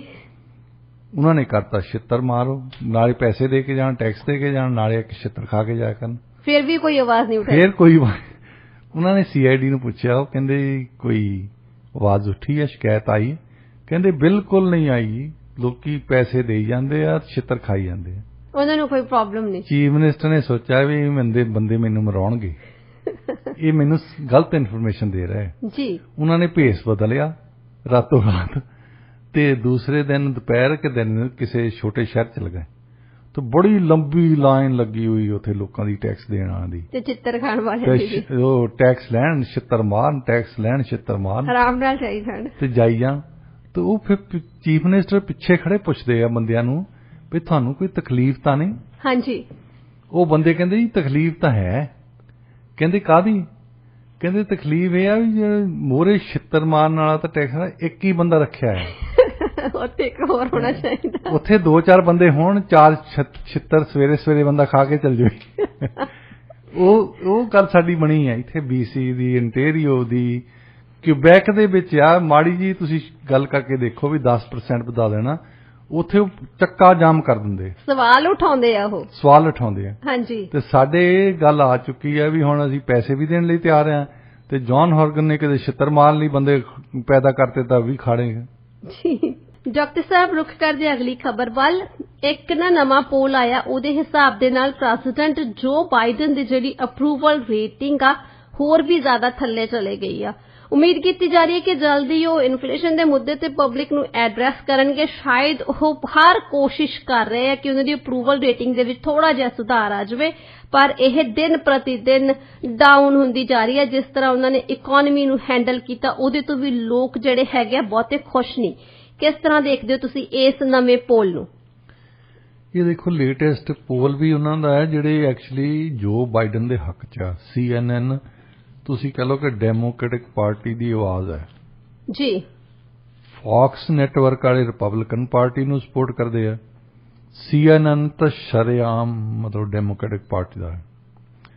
ਉਹਨਾਂ ਨੇ ਕਿਹਾ ਕਿ ਜੋ ਕਲਰਕ ਦੀ ਇਸ ਵੇਲੇ ਅਪਰੂਵਲ ਰੇਟਿੰਗ ਜਿਹੜੀ ਹੈ 34% ਹੈ, ਡਿਸਅਪਰੂਵ ਜਿਹੜੇ ਲੋਕੀ ਕਰਦੇ ਆ 66%। ਹਾਂਜੀ। ਤੇ ਇਹਦੇ ਵਿੱਚ ਜਿੰਨੇ ਵੀ ਐਨਾਲਿਸਟ ਉਹ ਇਹ ਕਹਿ ਰਹੇ ਕਿ ਜਿਹੜੀ ਆਸ ਲਾਈ ਸੀ ਕਿ ਨਹੀਂ ਅਬੋਰਸ਼ਨ ਦੀ ਇਸ਼ੂ ਤੇ ਅਸੀਂ ਜਿੱਤ ਸਕਦੇ ਹਾਂ, ਉਹਦੇ ਨਾਲ ਉਹ ਗੱਲ ਬਣਦੀ ਲੱਗਦੀ ਨਹੀਂ। ਇੰਨਾ ਥੱਲੇ ਡਿੱਗਣਾ ਪੋਸੀਬਲ ਨਹੀਂ ਹੁੰਦਾ ਵੈਸੇ ਪ੍ਰੈਜ਼ੀਡੈਂਟ ਦਾ, ਪਰ ਇਹ ਕੰਮ ਕਰ ਗਏ। ਜੋ ਵੈਸੇ ਡਾਕਟਰ ਸਾਹਿਬ ਥੋੜੇ ਦਿਨ ਪਹਿਲਾਂ ਇੱਕ ਹੋਰ ਰਿਪੋਰਟ ਆਈ ਸੀ ਕਿ ਕੋਈ ਵੀ ਮੁੱਦਾ ਜੋ ਬਾਈਡਨ ਨੂੰ ਬਚਾ ਨਹੀਂ ਸਕਦਾ ਹੁਣ। ਉਹਨਾਂ ਦੀ ਇੱਕ ਤਾਂ ਪ੍ਰੋਬਲਮ ਹੋਰ ਪੈ ਗਈ ਹੈ ਕਿ ਵੀਕਐਂਡ ਤੇ ਤੁਸੀਂ ਦੇਖਿਆ ਹੋਣਾ ਮੀਡੀਆ ਦੇ ਵਿੱਚ ਡਿਮੈਂਸ਼ੀਆ ਸ਼ਬਦ ਯੂਜ਼ ਕਰਨ ਲੱਗ ਪਏ ਜੀ। ਆਲੋਚਕਾਂ ਦਾ ਕਹਿਣਾ ਕਿ ਉਹ ਸਠਿਆ ਗਏ ਆ। ਇਹ ਕਰਕੇ ਕਿ ਜਦੋਂ ਵੀ ਤੁਸੀਂ ਦੇਖੋ ਜਿਹੜੇ ਲੀਡਰਸ ਆ ਉਹਨਾਂ ਦੇ ਮੂਹਰੇ ਇੱਕ ਟੀਵੀ ਵਰਗਾ ਸਕਰੀਨ ਰੱਖਿਆ ਹੁੰਦਾ ਜਿਹਨੂੰ ਕਹਿੰਦੇ ਟੈਲਾਪ੍ਰਾਂਪਟਰ ਜੀ। ਉਹਦੇ ਉੱਤੇ ਉਹ ਸਪੀਚ ਲਿਖੀ ਜਾਂਦੀ ਹੈ ਤੇ ਉਹ ਪੜ੍ਹਦੇ ਹਨ। ਤਾਂ ਜਦੋਂ ਤੁਸੀਂ ਕੈਮਰੇ ਵੱਲ ਦੇਖਦੇ ਆ ਤਾਂ ਤੁਹਾਨੂੰ ਟੀਵੀ ਤੇ ਇਸ ਤਰ੍ਹਾਂ ਲੱਗਦਾ ਕਿ ਇਹ ਬੰਦਾ ਆਪਣੇ ਆਪ ਸਪੀਚ ਦੇ ਰਿਹਾ। ਹਾਂਜੀ, ਇਹ ਨਵਾਂ ਤਰੀਕਾ ਆ। ਅੱਗੇ ਹੁੰਦਾ ਸੀ ਕਿ ਲਿਖ ਕੇ ਦਿੰਦੇ ਹੁੰਦੇ ਸੀ, ਤੁਸੀਂ ਮੂਹਰੇ ਰੱਖੀ ਆ ਤਾਂ ਪੜ੍ਹੀ ਜਾਂਦੇ। ਪਰ ਹੁਣ ਇਹ ਤਰੀਕਾ ਵਧੀਆ। ਬਰਾਕ ਓਬਾਮਾ ਵਧੀਆ ਸਪੀਕਰ ਸੀ, ਪਰ ਸਭ ਤੋਂ ਪਹਿਲਾਂ ਉਹ ਨੋਮੀਨੇਸ਼ਨ ਹਾਰੇ ਨਾ ਸੈਨੇਟ ਦੀ ਸੀਟ ਲਈ, ਤਾਂ ਉਹਨਾਂ ਦੇ ਜਿਹੜੇ ਨਾਲ ਦੇ ਬੰਦੇ ਸੀ ਉਹਨਾਂ ਨੇ ਸਭ ਤੋਂ ਪਹਿਲਾਂ ਉਹਨਾਂ ਦੀ ਆਲੋਚਨਾ ਕੀਤੀ ਕਿ ਤੈਨੂੰ ਟੈਲਾਪ੍ਰਾਂਪਟਰ ਤੋਂ ਸਪੀਚ ਨਹੀਂ ਪੜ੍ਹਨੀ ਆਉਂਦੀ। ਉਹਨਾਂ ਨੂੰ 2 ਸਾਲ ਟ੍ਰੇਨਿੰਗ ਦਿੱਤੀ ਗਈ। 2 ਸਾਲ ਉਹਨਾਂ ਨੇ ਸਪੀਚਜ਼ ਹੀ ਪੜ੍ਹਨ ਤੇ ਟ੍ਰੇਨਿੰਗ ਲਈ। ਫਿਰ ਉਦੋਂ ਬਾਅਦ ਉਹਨਾਂ ਨੇ ਟੈਲਾਪ੍ਰਾਂਪਟਰ ਤੇ ਸਿੱਖੀ। ਤੇ ਜੋ ਬਾਈਡਨ ਦੀ ਇਹ ਪ੍ਰੋਬਲਮ ਪੈ ਗਈ ਹੈ ਕਿ ਕੋਈ ਵੀ ਸ਼ਬਦ ਜਿਹੜਾ ਨਹੀਂ ਲਿਖਿਆ ਹੁੰਦਾ ਨਾ ਉਹ ਹਮੇਸ਼ਾ ਇਦਾਂ ਦਾ ਬੋਲ ਦਿੰਦੇ ਆ ਜੇ ਤੇ ਫਿਰ ਕਈ ਘੰਟੇ ਲਾਉਣੇ ਪੈਂਦੇ ਵਾਈਟ ਹਾਊਸ ਵਾਲਿਆਂ ਦੀ ਪ੍ਰੈਸ ਨੂੰ। ਜੀ ਬਿਲਕੁਲ। ਵੈਸੇ ਨਾ ਜੋ ਬਾਈਡਨ ਦੀ ਇੱਕ ਹਿਸਟਰੀ ਰਹੀ ਹੈ ਹੈਡ ਸਕ੍ਰੈਚਿੰਗ ਜਿਹੜੀਆਂ ਸਟੇਟਮੈਂਟਸ ਇਹਨਾਂ ਨੇ ਦੇਣੀਆਂ ਨੇ, ਉਹ ਚਾਹੇ ਇਹਨਾਂ ਨੇ ਜੈਨੋਸਾਈਡ ਵਰਡ ਯੂਜ਼ ਕੀਤਾ, ਉਹਦੇ ਤੋਂ ਬਾਅਦ ਇਹਨਾਂ ਨੇ ਥੋੜੇ ਜਿਹੇ ਦਿਨ ਪਹਿਲਾਂ ਸੈਨੇਟ ਦੇ ਵਿੱਚ ਇਹ ਵੀ ਕਹਿ ਦਿੱਤਾ ਕਿ ਅਸਲ ਵੱਖਵਾਦੀਆਂ ਦੇ ਨਾਲ ਤਾਂ ਉਹ ਲੰਚ ਕਰਦੇ ਰਹੇ ਆ।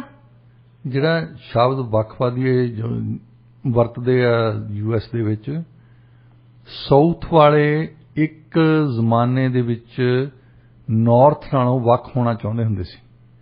ਉਹ ਇਸ ਕਰਕੇ ਕਿ ਨਾਰਥ ਵਾਲਿਆਂ ਨੇ ਲੀਡ ਕੀਤਾ ਸੀ ਕਿ ਕਾਲਿਆਂ ਦੀ ਸਲੇਵਰੀ ਖਤਮ ਕੀਤੀ ਜਾਵੇ, ਔਰ ਸਾਊਥ ਵਾਲੇ ਇਹ ਚਾਹੁੰਦੇ ਸੀ ਕਿ ਕਾਲਿਆਂ ਦੀ ਸਲੇਵਰੀ ਖਤਮ ਨਹੀਂ ਕੀਤੀ ਜਾਣੀ ਚਾਹੀਦੀ। ਹੁਣ ਇਹ ਐਡਮਿਸ਼ਨ ਕਰਨਾ ਕਿ ਮੈਂ ਉਹਨਾਂ ਬੰਦਿਆਂ ਨਾਲ ਬੈਠਾ ਸੀ ਜਿਹੜੇ ਐਕਚੁਅਲੀ ਕਾਲਿਆਂ ਦੀ ਸਲੇਵਰੀ ਦੇ ਹੱਕ ਦੇ ਵਿੱਚ, ਗੁਲਾਮੀ ਦੇ ਹੱਕ ਦੇ ਵਿੱਚ ਸੀ। ਉਹ ਕਹਿੰਦੇ ਅਸੀਂ ਤਾਂ ਜਿਹੜੇ ਵਾਈਟ ਹਾਊਸ ਦੇ ਵਿੱਚ ਬੰਦੇ ਬੈਠੇ ਜਿਹੜੇ ਸਪੀਚ ਰਾਈਟਰਸ ਆ, ਉਹ ਕਹਿੰਦੇ ਅਸੀਂ ਤਾਂ ਸ਼ਬਦ ਲਿਖਿਆ ਹੀ ਨਹੀਂ ਜੀ। ਬਾਅਦ ਦੇ ਵਿੱਚ ਉਹਨਾਂ ਨੂੰ ਪਤਾ ਲੱਗਾ ਵੀ ਜਿਸ ਵੇਲੇ ਵੀ ਜੋ ਬਾਈਡਨ ਆਪਣੇ ਕੋਲੋਂ ਕੋਈ ਸ਼ਬਦ ਬੋਲ ਦਿੰਦੇ ਆ ਉਹ ਕੋਈ ਨਾ ਕੋਈ ਪੰਗੇ ਵਾਲਾ ਬੋਲ ਦਿੰਦੇ ਆ। ਐਕਚੁਅਲੀ ਵਾਈਟ ਹਾਊਸ ਨੂੰ ਕਨਫਿਊਜ਼ ਕਰਕੇ ਰੱਖ ਦਿੰਦੇ ਆ, ਉਹਨਾਂ ਨੂੰ ਸਮਝ ਨਹੀਂ ਆਉਂਦਾ ਹੁੰਦਾ। ਉਹਨਾਂ ਨੂੰ ਕਈ ਘੰਟੇ ਲੱਗ ਜਾਂਦੇ ਆ। ਉਹ ਮੁੜ ਕੇ ਦੱਸਦੇ ਆ ਨਹੀਂ ਜੀ ਉਹਨਾਂ ਦਾ ਮਤਲਬ ਇਹ ਨਹੀਂ ਸੀ, ਉਹਨਾਂ ਦਾ ਮਤਲਬ ਆਹ ਨਹੀਂ ਸੀ, ਤੁਸੀਂ ਗਲਤ ਸੁਣ ਲਿਆ, ਤੁਸੀਂ ਆਹ ਸੁਣ ਲਿਆ। ਆ ਪਿੱਛੇ ਜੈਨੋਸਾਈਡ ਸ਼ਬਦ ਯੂਜ਼ ਕੀਤਾ ਤਾਂ ਸਾਡੇ ਉਹ ਫੋਰਨ ਪਾਲਿਸੀ ਵਾਲੇ ਇੰਟੈਲੀਜੈਂਸ ਆਫੀਸਰ ਉਹ ਦੇਖਦੇ ਆ। ਉਹਨਾਂ ਨੇ ਪੁੱਛਿਆ ਸਪੀਚ ਰਾਈਟਰਸ ਨੂੰ ਵੀ ਇਹ ਤੁਸੀਂ ਕੀ ਲਿਖ ਦਿੱਤਾ, ਸਾਨੂੰ ਪੁੱਛ ਤਾਂ ਲਿਆ ਕਰੋ ਜੀ। ਉਹ ਕਹਿੰਦੇ ਅਸੀਂ ਤਾਂ ਲਿਖਿਆ ਹੀ ਨਹੀਂ, ਇਹ ਆਪਣੇ ਕੋਲੋਂ ਹੀ ਬੋਲ ਗਿਆ। ਪਿਊਟਨ ਨੂੰ ਮਾਰ ਦਿਓ, ਇਹ ਵੀ ਉਹਨੇ ਸ਼ਬਦ ਆਪਣੇ ਕੋਲੋਂ ਹੀ ਬੋਲਿਆ ਸੀ। ਹਾਂਜੀ। ਤਾਂ ਉਸ ਤੋਂ ਬਾਅਦ ਕਈ ਘੰਟੇ ਲੱਗਦੇ ਆ ਉਹਨਾਂ ਦੀ ਪ੍ਰੈਸ ਕੋਰ ਨੂੰ ਇਹ ਗੱਲ ਦਾ ਐਕਸਪਲੇਨ ਕਰਦਿਆਂ ਨੂੰ। ਐਕਸਪਲੇਨੇਸ਼ਨ ਤਾਂ ਫਿਰ ਉਹਨਾਂ ਨੂੰ ਹੀ ਦੇਣੀ ਪੈਂਦੀ ਆ।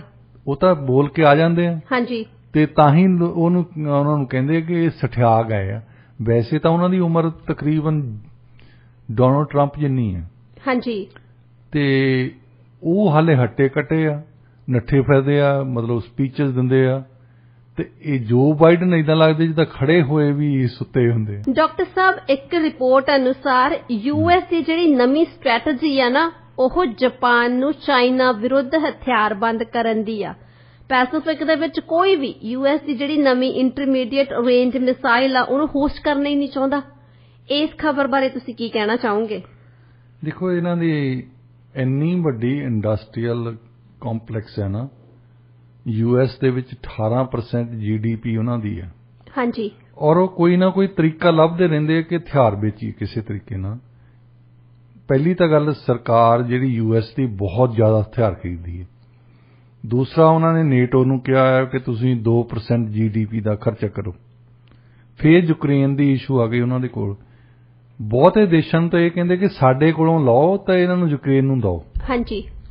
ਤੇ ਹੁਣ ਇਹਨਾਂ ਨੇ ਹੋਰ ਤਰੀਕਾ ਲੱਭਿਆ ਕਿ ਜਾਪਾਨ ਵਾਲੇ ਕਹਿੰਦੇ ਅਸੀਂ ਨਹੀਂ ਇਸ ਇਸ਼ੂ ਤੇ ਲੜਨਾ, ਹਾਂਜੀ, ਨਾ ਹੀ ਅਸੀਂ ਆਇਲ ਲੈਣਾ ਹਟਣਾ, ਨਾ ਹੀ ਗੈਸ ਲੈਣੋਂ ਹਟਣਾ। ਉਹਨਾਂ ਨੇ ਤਾਂ ਆਪਣਾ ਪੱਖ ਕਲੀਅਰ ਕਰਤਾ। ਤੇ ਹੁਣ ਉਹਨਾਂ ਨੇ ਲੱਭ ਲਿਆ ਵੀ ਚਲੋ ਇਹ ਰਸ਼ੀਆ ਬਾਰੇ ਤਾਂ ਨਹੀਂ ਕਰਦੇ, ਚੀਨ ਨਾਲ ਤਾਂ ਇਹਨਾਂ ਦੀ ਪੁਰਾਣੀ ਨਹੀਂ ਬਣਦੀ ਨਾ। ਹਾਂਜੀ, ਜਾਪਾਨ ਵਾਲਿਆਂ ਨੇ ਚੀਨ ਤੇ ਆਕੂਪੇਸ਼ਨ ਕੀਤਾ ਸੀ ਪਹਿਲਾਂ, ਤੇ ਵਰਲਡ ਵਾਰ 2 ਦੇ ਵਿੱਚ ਉਹਨਾਂ ਨੇ ਇੰਨੇ ਲੋਕੀ ਮਾਰੇ ਚੀਨ ਵਾਲਿਆਂ ਦੇ, ਇੰਨੀ ਬਿਟਰਨੈਸ ਆ ਉੱਥੇ। ਤੁਸੀਂ ਉੱਥੇ ਬੰਦੇ ਤੋਂ ਨਾਂ ਲੈ ਕੇ ਦੇਖੋ ਜਾਪਾਨੀ ਦਾ, ਉਹਨਾਂ ਨੂੰ ਉਹੀ ਸਰਕਾਰ ਚੇਤੇ ਆ ਜਾਂਦੀ ਹੈ ਕਿ ਜਿਨ੍ਹਾਂ ਨੇ ਲੱਖਾਂ ਹੀ ਲੋਕ ਮਾਰੇ ਸੀ। ਨੈਨਜ਼ਿੰਗ ਦੇ ਵਿੱਚ ਇੱਕ ਥਾਂ ਤੇ ਉਹਨਾਂ ਨੇ 3 ਮਿਲੀਅਨ ਬੰਦਾ ਇੱਕ ਦਿਨ ਮਾਰਤਾ। 10 ਮਿਲੀਅਨ ਬੰਦਾ, 30 ਲੱਖ ਬੰਦਾ ਦੇਖ ਲਓ ਤੁਸੀਂ, ਹੋ ਜਾਂਦਾ ਮਤਲਬ ਬੰਦੇ ਬਾਹਰ ਕੱਢ ਕੇ ਉਹਨਾਂ ਦੀ ਗੋਲੀਆਂ ਮਾਰ ਰਹੇ ਸੀ। ਫਿਰ ਉਹਨਾਂ ਤੇ ਐਕਸਪੈਰੀਮੈਂਟ ਕੀਤੇ ਇਹਨਾਂ ਨੇ, ਬਾਇਓਲੋਜੀਕਲ ਜਿੰਨੇ ਵੀ ਕੈਮੀਕਲ ਐਕਸਪੈਰੀਮੈਂਟ ਹੋਏ ਸੀ ਜਾਪਨੀਜ਼ ਦੇ, ਇਹਨਾਂ ਨੇ ਕੀਤੇ ਜੀ। ਅੱਛਾ, ਚੀਨ ਵਾਲਿਆਂ ਨੇ ਤਾਂ ਉਹਨਾਂ ਨੂੰ ਆਪਣੀ ਲਿਬਰੇਸ਼ਨ ਕੀਤੀ, ਆਪਣਾ ਦੇਸ਼ ਆਜ਼ਾਦ ਕੀਤਾ। ਜੇ ਜਾਪਾਨ ਤੇ ਕਿਸੇ ਨੇ ਬੰਬ ਸਿੱਟਿਆ ਤੇ ਅਮਰੀਕਾ ਵਾਲਿਆਂ ਨੇ ਸਿੱਟਿਆ, ਗੁੱਸਾ ਤਾਂ ਇਹਨਾਂ ਦੇ ਹੋਣਾ ਚਾਹੀਦਾ। ਹਾਂਜੀ, ਪਰ ਉਹਨਾਂ ਦੇ ਨਾਲ ਇੱਕ ਦੂਜੇ ਨੂੰ ਲੜਾਈ ਜਿਹੜੀ ਕਰਾ ਰਹੇ ਆ, ਚੀਨ ਦੀ ਤਾਂ ਜਾਪਾਨ ਦੀ। ਚੀਨ ਵਾਲੇ ਅਜੇ ਤਾਈਂ ਜਾਪਾਨ ਵਾਲਿਆਂ ਨੂੰ ਕਈ ਵਾਰ ਸਿਕਿਉਰਿਟੀ ਕਾਉਂਸਲ ਦੀ ਵੀਟੋ ਕਾਉਂਸਲ ਨੂੰ ਐਕਸਪੈਂਡ ਕਰਨ ਦੀ ਗੱਲ ਤੁਰੀ ਆ ਕਿ India, Japan, Germany, south Africa, Brazil, ਇਹਨਾਂ ਨੂੰ ਵੀ ਸਿਕਿਉਰਿਟੀ ਕਾਉਂਸਲ ਦੇ ਵਿੱਚ ਲਿਆ ਜਾਵੇ। ਹਾਂਜੀ, ਹੁਣ ਚੀਨ ਵਾਲੇ ਨਾ ਤਾਂ ਇੰਡੀਆ ਨੂੰ ਚਾਹੁੰਦੇ ਆ ਤੇ ਨਾ ਜਾਪਾਨ ਨੂੰ ਚਾਹੁੰਦੇ ਆ ਜੀ, ਤਾਂ ਉਹਨਾਂ ਦੇ ਕੋਲ ਵੀਟੋ ਪਾਵਰ ਹੈ। ਹਾਂਜੀ, ਉਹਨਾਂ ਨੇ ਡਿਸਾਈਡ ਕਰਨਾ ਜੀ। ਸੋ ਇਹਨਾਂ ਦੀ ਕੋਸ਼ਿਸ਼, ਹੁਣ ਇਹਨਾਂ ਨੇ ਇੱਕ ਹੋਰ ਤਰੀਕਾ ਲੱਭ ਲਿਆ ਕਿ ਜਾਪਾਨ ਵਾਲਿਆਂ ਦੀ, ਜੇ ਚਲੋ ਰਸ਼ੀਆ ਦੇ ਕੌਨਫਲਿਕਟ ਦੇ ਵਿੱਚ ਤਾਂ ਉਹ ਨਹੀਂ ਹਥਿਆਰ ਦੇਣਾ ਚਾਹੁੰਦੇ ਜੀ, ਪਰ ਕਮ ਸੇ ਕਮ ਇਹਨਾਂ ਨੂੰ ਪੁਰਾਣੀ ਗੱਲਾਂ ਯਾਦ ਕਰਾਉਣੇ ਆ ਕਿ ਚੀਨ ਵਾਲੇ ਤਾਂ ਤੁਹਾਡੇ ਨਾਲ ਲੱਗਦੇ ਆ ਨਾ, ਤੁਸੀਂ ਚੀਨ ਵਾਲਿਆਂ ਨੂੰ ਸਬਕ ਸਿਖਾਉਣਾ ਹੈ ਤਾਂ ਤੁਸੀਂ ਸਾਡੇ ਤੋਂ ਹੋਰ ਹਥਿਆਰ ਲਓ। ਕੋਸ਼ਿਸ਼ ਕਰ ਰਹੇ ਹੈਗੇ ਆ, ਕੋਸ਼ਿਸ਼ ਕਰ ਰਹੇ ਕਿ ਹੁਣ ਉਹਨਾਂ ਨੂੰ ਵੇਚੇ ਜਾਣ। ਹਾਂਜੀ, ਜਾਪਾਨ ਵਾਲਿਆਂ ਦਾ ਕਰਕੇ ਵੈਸੇ ਇੰਡੀਆ ਦਾ ਵੀ ਸੂਤ ਲੱਗਾ ਆ, ਕਿਉਂਕਿ ਜਾਪਾਨ ਨੇ ਦੇਖਿਆ ਕਿ ਇੰਡੀਆ ਵਾਲੇ ਚਾਈਨਾ ਦੇ ਖਿਲਾਫ ਆ, ਸੋ ਇਸ ਕਰਕੇ ਜਾਪਾਨ ਦਾ ਅਲਾਇੰਸ ਆ ਹੁਣ ਇੰਡੀਆ ਦੇ ਨਾਲ। ਹਾਂਜੀ, ਉਹ ਜਾਪਾਨ ਉਹ ਤਾਕਤ ਤਾਂ ਨਹੀਂ ਰਹੀ ਜਿਹੜੀ 1980 ਤੱਕ ਹੁੰਦੀ ਸੀ, ਪਰ ਫਿਰ ਵੀ ਉਹਨਾਂ ਦੀ ਇਕਨੋਮਿਕ ਪਾਵਰ ਬਹੁਤ ਜ਼ਿਆਦਾ ਹੈ। ਜੀ, ਕੋਸ਼ਿਸ਼ ਹੈ, ਕਾਮਯਾਬ ਹੁੰਦੇ ਜਾਂ ਨਹੀਂ ਇਹ ਦੇਖਿਆ ਜਾਊਗਾ। ਜੀ, ਇਹ ਤਾਂ ਆਉਣ ਵਾਲੇ ਦਿਨਾਂ 'ਚ ਹੀ ਪਤਾ ਲੱਗੂਗਾ। ਡਾਕਟਰ ਸਾਹਿਬ, ਯੂਕਰੇਨੀਅਨ ਸਿਕਿਉਰਿਟੀ ਸਰਵਿਸਿਜ਼ ਨੇ ਐਲਾਨ ਕੀਤਾ ਕਿ ਜਿਹੜੇ ਇੱਕ ਪ੍ਰੋਮਿਨੈਂਟ ਬਲੌਗਰ ਆ ਨਾ, ਯੂਕਰੇਨੀ ਸਰਕਾਰ ਦੇ ਆਲੋਚਕ ਵੀ ਜਿਹਨੂੰ ਕਿਹਾ ਜਾਂਦਾ, ਐਨਾਟੋਲੀ ਸ਼ੈਰੀ, ਉਹਨਾਂ ਨੂੰ ਅੰਤਰਰਾਸ਼ਟਰੀ ਕਾਰਵਾਈ ਦੇ ਹਿੱਸੇ ਵਜੋਂ ਸਪੈਨਿਸ਼ ਪੁਲਿਸ ਨੇ ਹਿਰਾਸਤ ਵਿੱਚ ਲੈ ਲਿਆ। ਉਹਨਾਂ ਦਾ ਕਸੂਰ ਕੀ ਸੀ? ਕਸੂਰ ਇਹ ਆ ਕਿ ਉਹਨਾਂ ਨੇ ਪ੍ਰੈਜ਼ੀਡੈਂਟ ਜ਼ੈਲੈਂਸਕੀ ਦੀ ਨੁਕਤਾਚੀਨੀ ਕਰਦੇ। ਉਹ ਕਹਿੰਦੇ ਕਿ ਪਹਿਲਾਂ ਇਸ਼ੂ ਸੀਗੀ ਕਿ ਨੇਟੋ ਦੇ ਮੈਂਬਰ ਬਣਨ ਦੀ ਕੀ ਲੋੜ ਆ, ਉਹਦਾ ਕਰਕੇ ਲੜਾਈ ਸ਼ੁਰੂ ਹੋ ਗਈ। ਉਸ ਤੋਂ ਬਾਅਦ ਰਸ਼ੀਆ ਵਾਲਿਆਂ ਨੇ ਆਪਣੀਆਂ ਡਿਮਾਂਡਸ ਵਧਾ ਲਈਆਂ ਤੇ ਸਾਡੇ ਬੰਦੇ ਮਰ ਰਹੇ ਆ, ਮਰਾ ਰਿਹਾ ਇਹ ਸਾਡਾ ਪ੍ਰੈਜ਼ੀਡੈਂਟ। ਹਾਂਜੀ, ਤੇ ਇਸ ਕਰਕੇ ਹੁਣ ਪਹਿਲਾਂ ਤੁਹਾਨੂੰ ਅਸੀਂ ਗੱਲ ਕੀਤੀ ਸੀ ਕਿ ਜਿਹੜਾ ਮੇਨ ਆਪੋਜੀਸ਼ਨ ਲੀਡਰ ਆ ਉਹ ਜੇਲ੍ਹ 'ਚ ਆ। ਹਾਂਜੀ, ਇਹਨਾਂ ਦੇਸ਼ਾਂ ਦੇ ਵਿੱਚ ਪੂਰਾ ਰੌਲਾ ਪਵੇ ਜੇ ਤੁਸੀਂ ਕੋਈ ਇੰਡੀਆ ਦੇ ਵਿੱਚ ਆਪੋਜੀਸ਼ਨ ਲੀਡਰ ਨੂੰ ਜੇਲ੍ਹ 'ਚ ਦੇ ਦਿਓ। ਜੀ, ਬਿਲਕੁਲ। ਪਾਕਿਸਤਾਨ ਬਾਰੇ ਰੌਲਾ ਪਵੇ, ਹਾਂਜੀ, ਪਰ ਯੂਕਰੇਨ ਬਾਰੇ ਚੁੱਪ ਕਰਕੇ ਬੈਠੇ, ਕੋਈ ਨਹੀਂ ਬੋਲ ਰਿਹਾ। ਕੋਈ ਖਬਰਾਂ ਦਾ ਮੀਡੀਆ ਵੀ ਉਹਦੀ ਖਬਰ ਨਹੀਂ ਦੇ ਰਿਹਾ। ਹਾਂਜੀ, ਉਹਨੂੰ ਸਪੇਨ ਦੀ ਸਰਕਾਰ ਨੂੰ, ਯੂਕਰੇਨ ਦੀ ਸਰਕਾਰ ਨੇ ਕਿਹਾ ਕਿ ਇਸ ਬੰਦੇ ਨੂੰ ਅਰੈਸਟ ਕਰੋ। ਜੀ, ਕਸੂਰ ਉਹਦਾ ਕੀ ਆ ਕਿ ਉਹ ਨੁਕਤਾਚੀਨੀ ਕਰਦਾ ਬਸ। ਤੇ ਨੁਕਤਾਚੀਨੀ ਕਰਨਾ ਇੰਨਾ ਵੱਡਾ ਕ੍ਰਾਈਮ ਹੋ ਗਿਆ, ਆਪਣੀ ਆਵਾਜ਼ ਉਠਾਉਣਾ ਹੀ ਕ੍ਰਾਈਮ ਹੋ ਗਿਆ, ਫਿਰ ਡੈਮੋਕ੍ਰੇਸੀ ਦੀਆਂ ਗੱਲਾਂ ਕਰਦੇ ਆ। ਡੈਮੋਕ੍ਰੇਸੀ ਕੀ ਰਹਿ ਗਈ ਜੇ ਤੁਸੀਂ ਨੁਕਤਾਚੀਨੀ ਨਹੀਂ ਸਹਿ ਸਕਦੇ। ਜੀ, ਡਾਕਟਰ ਸਾਹਿਬ ਗੱਲ ਕਰਦੇ ਆ ਜਰਮਨੀ ਦੀ। ਜਰਮਨੀ ਦੀ ਇੰਡਸਟਰੀਅਲ ਪ੍ਰੋਡਕਸ਼ਨ ਆ ਜਿਹੜੀ ਉਹ ਬਹੁਤ ਜ਼ਿਆਦਾ ਘਟ ਗਈ ਆ। ਉਹਨਾਂ ਨੂੰ ਡਰ ਆ ਕਿ ਕਿਤੇ ਰਿਸੈਸ਼ਨ ਨਾ ਆ ਜਾਵੇ। ਕੀ ਸੋਚਦੇ ਤੁਸੀਂ ਇਸ ਖਬਰ ਬਾਰੇ? ਕੀ ਕਾਰਨ ਹੋ ਸਕਦਾ ਉੱਥੇ ਦੀ ਜਿਹੜੀ ਇੰਡਸਟਰੀਅਲ ਪ੍ਰੋਡਕਸ਼ਨ ਆ ਉਹਦੇ ਘਟਣ ਦਾ?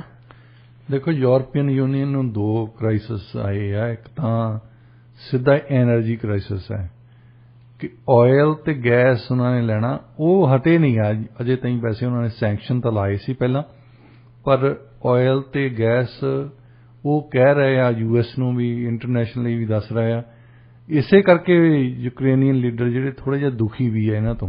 ਹਾਂਜੀ, ਕਿ ਯੂਰਪੀਅਨ ਯੂਨੀਅਨ ਵਾਲੇ ਕਹਿੰਦੇ ਆ ਸੈਂਕਸ਼ਨ ਤਾਂ ਪਰ ਲਾਉਂਦੇ ਹੈ ਨਹੀਂ। ਪਰ ਉਹਨਾਂ ਨੂੰ ਇਹ ਪਤਾ ਲੱਗਣਾ ਚਾਹੀਦਾ ਕਿ ਦੇਖੋ, ਉਹਨਾਂ ਦਾ ਆਪਣਾ ਹਿੱਤ ਆ। ਹੁਣ ਜਰਮਨੀ ਦੇ ਵਿੱਚ ਉਹਨਾਂ ਦੀ ਇੰਡਸਟਰੀਅਲ ਪ੍ਰੋਡਕਸ਼ਨ ਜਿਹੜੀ ਆ ਮੈਨੂਫੈਕਚਰਿੰਗ ਸੈਕਟਰ ਦੇ ਵਿੱਚ ਖਾਸ ਹਰ ਮਹੀਨੇ ਵਿੱਚ ਘਟਦੀ ਆ ਰਹੀ ਹੈ। ਹਾਂਜੀ। ਤਾਂ ਉਹਨਾਂ ਨੂੰ ਲੱਗਦਾ ਕਿ ਖਤਰਾ ਹੈ। ਇਹ ਘਟਣ ਦਾ ਕਾਰਨ ਮੇਨ ਇਹ ਆ ਕਿ ਰਸ਼ੀਆ ਤੇ ਯੂਕਰੇਨ, ਖਾਸ ਤੌਰ ਤੇ ਰਸ਼ੀਆ ਕਿਉਂਕਿ ਪਾਪੂਲੇਸ਼ਨ ਉਹਨਾਂ ਦੀ ਵੱਡੀ ਆ, ਬਹੁਤ ਇੰਡਸਟਰੀਅਲ ਚੀਜ਼ਾਂ ਜਰਮਨੀ ਤੋਂ ਖਰੀਦਦੇ ਹੁੰਦੇ ਸੀ। ਹਾਂਜੀ। ਜਿਹੜੀਆਂ ਹੁਣ ਉਹਨਾਂ ਦੀ ਉਹ ਸ਼ਿਪਿੰਗ ਜਿਹੜੀ ਬੰਦ ਹੋਈ ਪਈ ਹੈ। ਸੋ ਇਸ ਕਰਕੇ ਉਹਨਾਂ ਦਾ ਤੁਸੀਂ ਕਹੋ ਗਾਹਕ ਦੋਏ ਤਾਂ ਲੜ ਰਹੇ ਆ ਜੀ। ਤਾਂ ਉਹਨਾਂ ਨੂੰ ਤਾਂ ਜਿਹੜੇ ਹਥਿਆਰ ਚਾਹੀਦੇ ਆ, ਹਥਿਆਰ ਇਹਨਾਂ ਦੇ ਕੋਲ ਕੋਈ ਕਹਿੰਦੇ ਹੈ ਨਹੀਂ ਸਾਡੇ ਕੋਲ।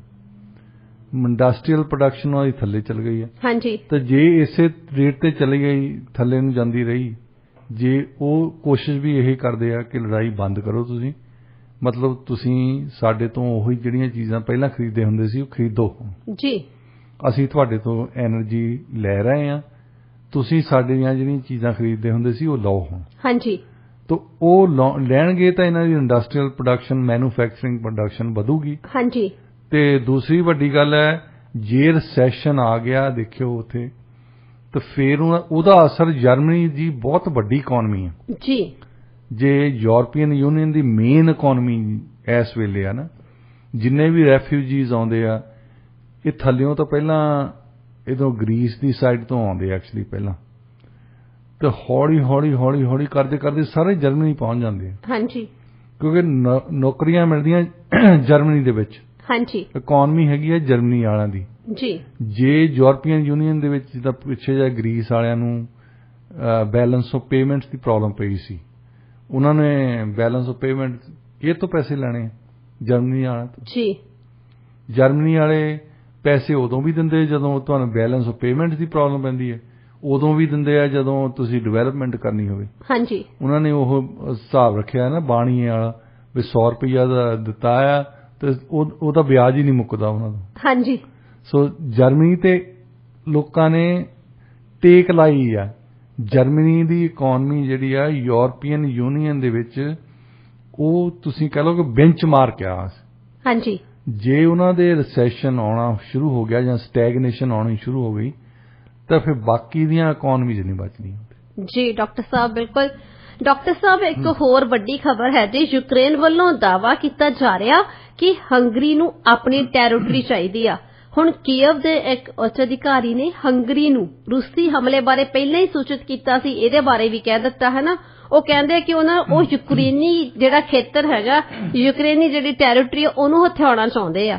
ਇਸ ਖਬਰ ਬਾਰੇ ਤੁਹਾਡਾ ਕੀ ਕਹਿਣਾ? ਦੇਖੋ, ਇੱਕ ਤਾਂ ਯੂਕਰੇਨ ਦੀ ਮੇਨ ਇਸ਼ੂ ਆ ਕਿ ਜਿਹੜੀ ਯੂਰਪੀਅਨ ਯੂਨੀਅਨ ਨੇ ਜੋ ਸੈਂਕਸ਼ਨਸ ਦੀ ਗੱਲ ਕੀਤੀ ਆ, ਉਹ ਕਹਿੰਦੇ ਗੱਲਾਂ ਹੀ ਕਰਦੇ ਆ, ਐਕਚੁਅਲ ਕੰਮ ਕੋਈ ਨਹੀਂ ਕਰਦਾ। ਹਾਂਜੀ। ਰਸ਼ੀਆ ਤੋਂ ਚੀਜ਼ਾਂ ਲਈ ਵੀ ਜਾਂਦੇ ਆ, ਉਹਨਾਂ ਨੂੰ ਦੇਈ ਵੀ ਜਾਂਦੇ ਆ। ਇਸ ਕਰਕੇ ਰਸ਼ੀਅਨ ਰੂਬਲ ਤੁਸੀਂ ਦੇਖਿਆ ਹੋਣਾ ਪਿੱਛੇ ਜਾਏ ਪਹਿਲਾਂ ਜਿੰਨਾ ਲੜਾਈ ਤੋਂ ਪਹਿਲਾਂ ਸੀ ਉਦੋਂ ਜ਼ਿਆਦਾ ਵੱਧ ਗਿਆ, ਜ਼ਿਆਦਾ ਸਟਰੋਂਗ ਹੋ ਗਿਆ। ਤੇ ਜੇ ਸੈਂਕਸ਼ਨ ਪੂਰੇ ਇਹਨਾਂ ਦੇ ਲੱਗੇ ਹੋਣ, ਉਹਨਾਂ ਦਾ ਡਾਲਰ ਰੂਬਲ ਕਿੱਦਾਂ ਵੱਧ ਜਵੇ? ਜੀ ਬਿਲਕੁਲ ਸਹੀ। ਅੱਛਾ, ਇਸ ਗੱਲ ਤਾਂ ਉਹਨਾਂ ਨੂੰ ਗੁੱਸਾ ਤਾਂ ਹੈ। ਉਹ ਜਰਮਨੀ ਦਾ ਪ੍ਰੈਜ਼ੀਡੈਂਟ ਨੇ ਆਉਣਾ ਸੀ, ਉਹਨਾਂ ਨੇ ਕਿਹਾ ਨਹੀਂ ਤੁਸੀਂ ਘਰੇ ਰਹੋ। ਹਾਂਜੀ। ਸਾਡੇ ਨਹੀਂ ਆਉਣ ਦਾ ਕੋਈ ਲੋੜ ਤੁਹਾਨੂੰ। ਜੀ ਬਿਲਕੁਲ। ਦੂਸਰੀ ਹੁਣ ਹੰਗਰੀ ਵਾਲਿਆਂ ਦੀ ਗੱਲ ਆ ਗਈ। ਹੰਗਰੀ ਵਾਲੇ ਤਾਂ ਬਹੁਤ ਡਿਪੈਂਡੈਂਟ ਹੈ, 80% ਉਹਨਾਂ ਦੀ ਗੈਸ ਜਿਹੜੀ ਰਸ਼ੀਆ ਤੋਂ ਆਉਂਦੀ। ਹਾਂਜੀ। ਤਾਂ ਉਹਨਾਂ ਨੇ ਕਦੇ ਰਸ਼ੀਆ ਦੇ ਨਾਲ ਵਿਗਾੜੀ ਨਹੀਂ, ਤੇ ਇਹਨਾਂ ਨੂੰ ਪਤਾ ਲੱਗ ਗਿਆ ਵੀ ਸਾਰੇ ਸੈਂਕਸ਼ਨ ਦੇ ਖਾਸ ਤੌਰ ਤੇ ਹੰਗਰੀ ਵਾਲੇ ਕੁਛ ਨਹੀਂ ਕਰਦੇ। ਤਾਂ ਉਹਨਾਂ ਦੇ ਵਿੱਚ ਸਰਕਾਰ ਦੇ ਵਿੱਚ ਅੱਜ ਕੱਲ੍ਹ ਆਵਾਜ਼ ਉੱਠ ਰਹੀ ਹੈ ਹੰਗਰੀ ਦੇ ਵਿੱਚ, ਕਿਉਂਕਿ ਯੂਕਰੇਨ ਵਾਲਿਆਂ ਦੀਆਂ ਇਹਨਾਂ ਦੀਆਂ ਵਰਲਡ ਵਾਰ 2 ਵੇਲੇ ਦੀਆਂ ਹੀ ਕੁਛ ਕੁ ਟੈਰੀਟਰੀਜ਼, ਕੁਛ ਕੁ ਇਲਾਕੇ ਆ ਜਿਨ੍ਹਾਂ ਤੇ ਪੋਲੈਂਡ ਵਾਲੇ ਵੀ ਦਾਅਵਾ ਕਰਦੇ ਆ, ਹੰਗਰੀ ਵਾਲੇ ਵੀ ਦਾਅਵਾ ਕਰਦੇ ਆ, ਰਸ਼ੀਆ ਵਾਲੇ ਵੀ ਦਾਅਵਾ ਕਰਦੇ ਆ। ਹਾਂਜੀ। ਤੇ ਉਹ ਕਹਿੰਦੇ ਕਿ ਹੁਣ ਮੌਕਾ ਆ ਗਿਆ ਕਿ ਇਹਨਾਂ ਤੋਂ ਇਲਾਕਾ ਉਹ ਖੋਹ ਲਿਆ ਜਾਵੇ ਜਿਹੜਾ ਕਿ ਯੂਕਰੇਨ ਵਾਲੇ ਸਾਡਾ ਦਬੀ ਬੈਠੇ ਆ। ਇਹ ਗੱਲ ਹੁਣ ਉਹਨੂੰ ਫਿਕਰਮੰਦ ਵੀ ਆ। ਹਾਂਜੀ। ਕਿ ਇੱਕ ਪਾਸੇ ਤਾਂ ਰਸ਼ੀਆ ਵਾਲੇ ਆ, ਉਹ ਵੀ ਖੋਹਣ ਨੂੰ ਫਿਰਦੇ ਆ। ਖਾਸ ਤੌਰ ਤੇ ਡਨਬਾਸ ਰੀਜਨ ਜਿਹੜਾ ਆ ਉਹਨਾਂ ਦਾ ਰਸ਼ੀਆ ਦੇ ਨਾਲ ਲੱਗਦਾ ਆ, ਉਹ ਉਹਨਾਂ ਨੇ ਲੈ ਹੀ ਲਿਆ। ਉਹਨਾਂ ਨੇ ਵੈਸੇ ਉਹਨਾਂ ਦੀ ਫੌਜ ਆ ਉੱਥੇ। ਹਾਂਜੀ। ਤੇ ਹੁਣ ਉਹ ਇਸ ਗੱਲ ਤੇ ਬੈਠੇ ਆ ਕਿ ਤੁਸੀਂ ਇਹ ਮੰਨ ਲਓ ਕਿ ਇਹ ਸਾਡਾ ਹੀ ਰੀਜਨ ਆ। ਜੀ। ਜਿਹਨੂੰ ਉਹਨੂੰ ਇੰਡੀਪੈਂਡੈਂਟ ਰਿਪਬਲਿਕਸ ਕਹਿੰਦੇ ਆ ਨਾ, ਇੰਡੀਪੈਂਡੈਂਟ ਰਿਪਬਲਿਕਸ ਦਾ ਮਤਲਬ ਹੈ ਉਹ ਰਸ਼ੀਆ ਦੀਆਂ ਰਿਪਬਲਿਕਸ ਆ ਬਸ ਜੀ। ਤੇ ਉਹਨਾਂ ਨੂੰ ਯੂਕਰੇਨ ਨਾਲ ਤੋੜਨ ਦੀ ਗੱਲ ਹੈ। ਇਧਰੋਂ ਹੰਗਰੀ ਵਾਲਿਆਂ ਦੇ ਹੁਣ ਮੌਕਾ ਮਿਲਿਆ ਆ, ਲੜਾਈ ਲੱਗੀ ਹੈ ਰਸ਼ੀਆ ਦੇ ਨਾਲ। ਇਸ ਵੇਲੇ ਉਹਨਾਂ ਦੇ ਕੋਲ ਮੌਕਾ ਕਿ ਜਿਹੜਾ ਅਸੀਂ ਹਿਸਟੋਰਿਕਲੀ, ਕਿਉਂਕਿ ਕੁਦਰਤੀ ਤੌਰ ਤੇ ਜਿਹੜੀ ਹਿਸਟਰੀ ਹੈ ਇਹਦੇ ਵਿੱਚ ਮੈਪ ਬਦਲਦੇ ਹੀ ਰਹੇ। ਹਾਂਜੀ। ਅੱਜ ਜਿਹੜਾ ਸਾਡੀ ਲੜਾਈ ਹੋ ਰਹੀ ਹੈ ਚੀਨ ਦੇ ਨਾਲ, ਕਿਸੇ ਦੇ ਬਰਮਾ ਨਾ ਹੋਵੇ, ਚਾਹੇ ਪਾਕਿਸਤਾਨ ਨਾ ਹੋਵੇ, ਨੇਪਾਲ ਨਾ ਹੋਵੇ, ਕਿਸੇ ਨਾ ਕਿਸੇ ਜ਼ਮਾਨੇ 'ਚ ਬਾਰਡਰ ਇੱਧਰ ਉੱਧਰ ਹੁੰਦੇ ਹੀ ਰਹੇ ਆ। ਹਾਂਜੀ।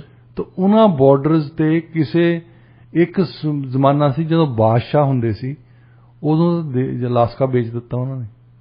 ਹੁਣ ਕੋਈ ਵੇਚ ਕੇ ਦਿਖਾੜੇ 1 ਇੰਚ ਵੀ, ਜੀ ਰੌਲਾ ਪੈ ਜਾਂਦਾ। ਲੋਕ ਰਾਏ ਨਹੀਂ ਤੁਹਾਡੇ ਹੱਕ ਦੇ ਵਿੱਚ ਹੁੰਦੀ ਜੀ, ਦੂਸਰੀ ਇਲੈਕਸ਼ਨ ਹਾਰ ਜਾਓਗੇ ਜੀ। ਬਿਲਕੁਲ।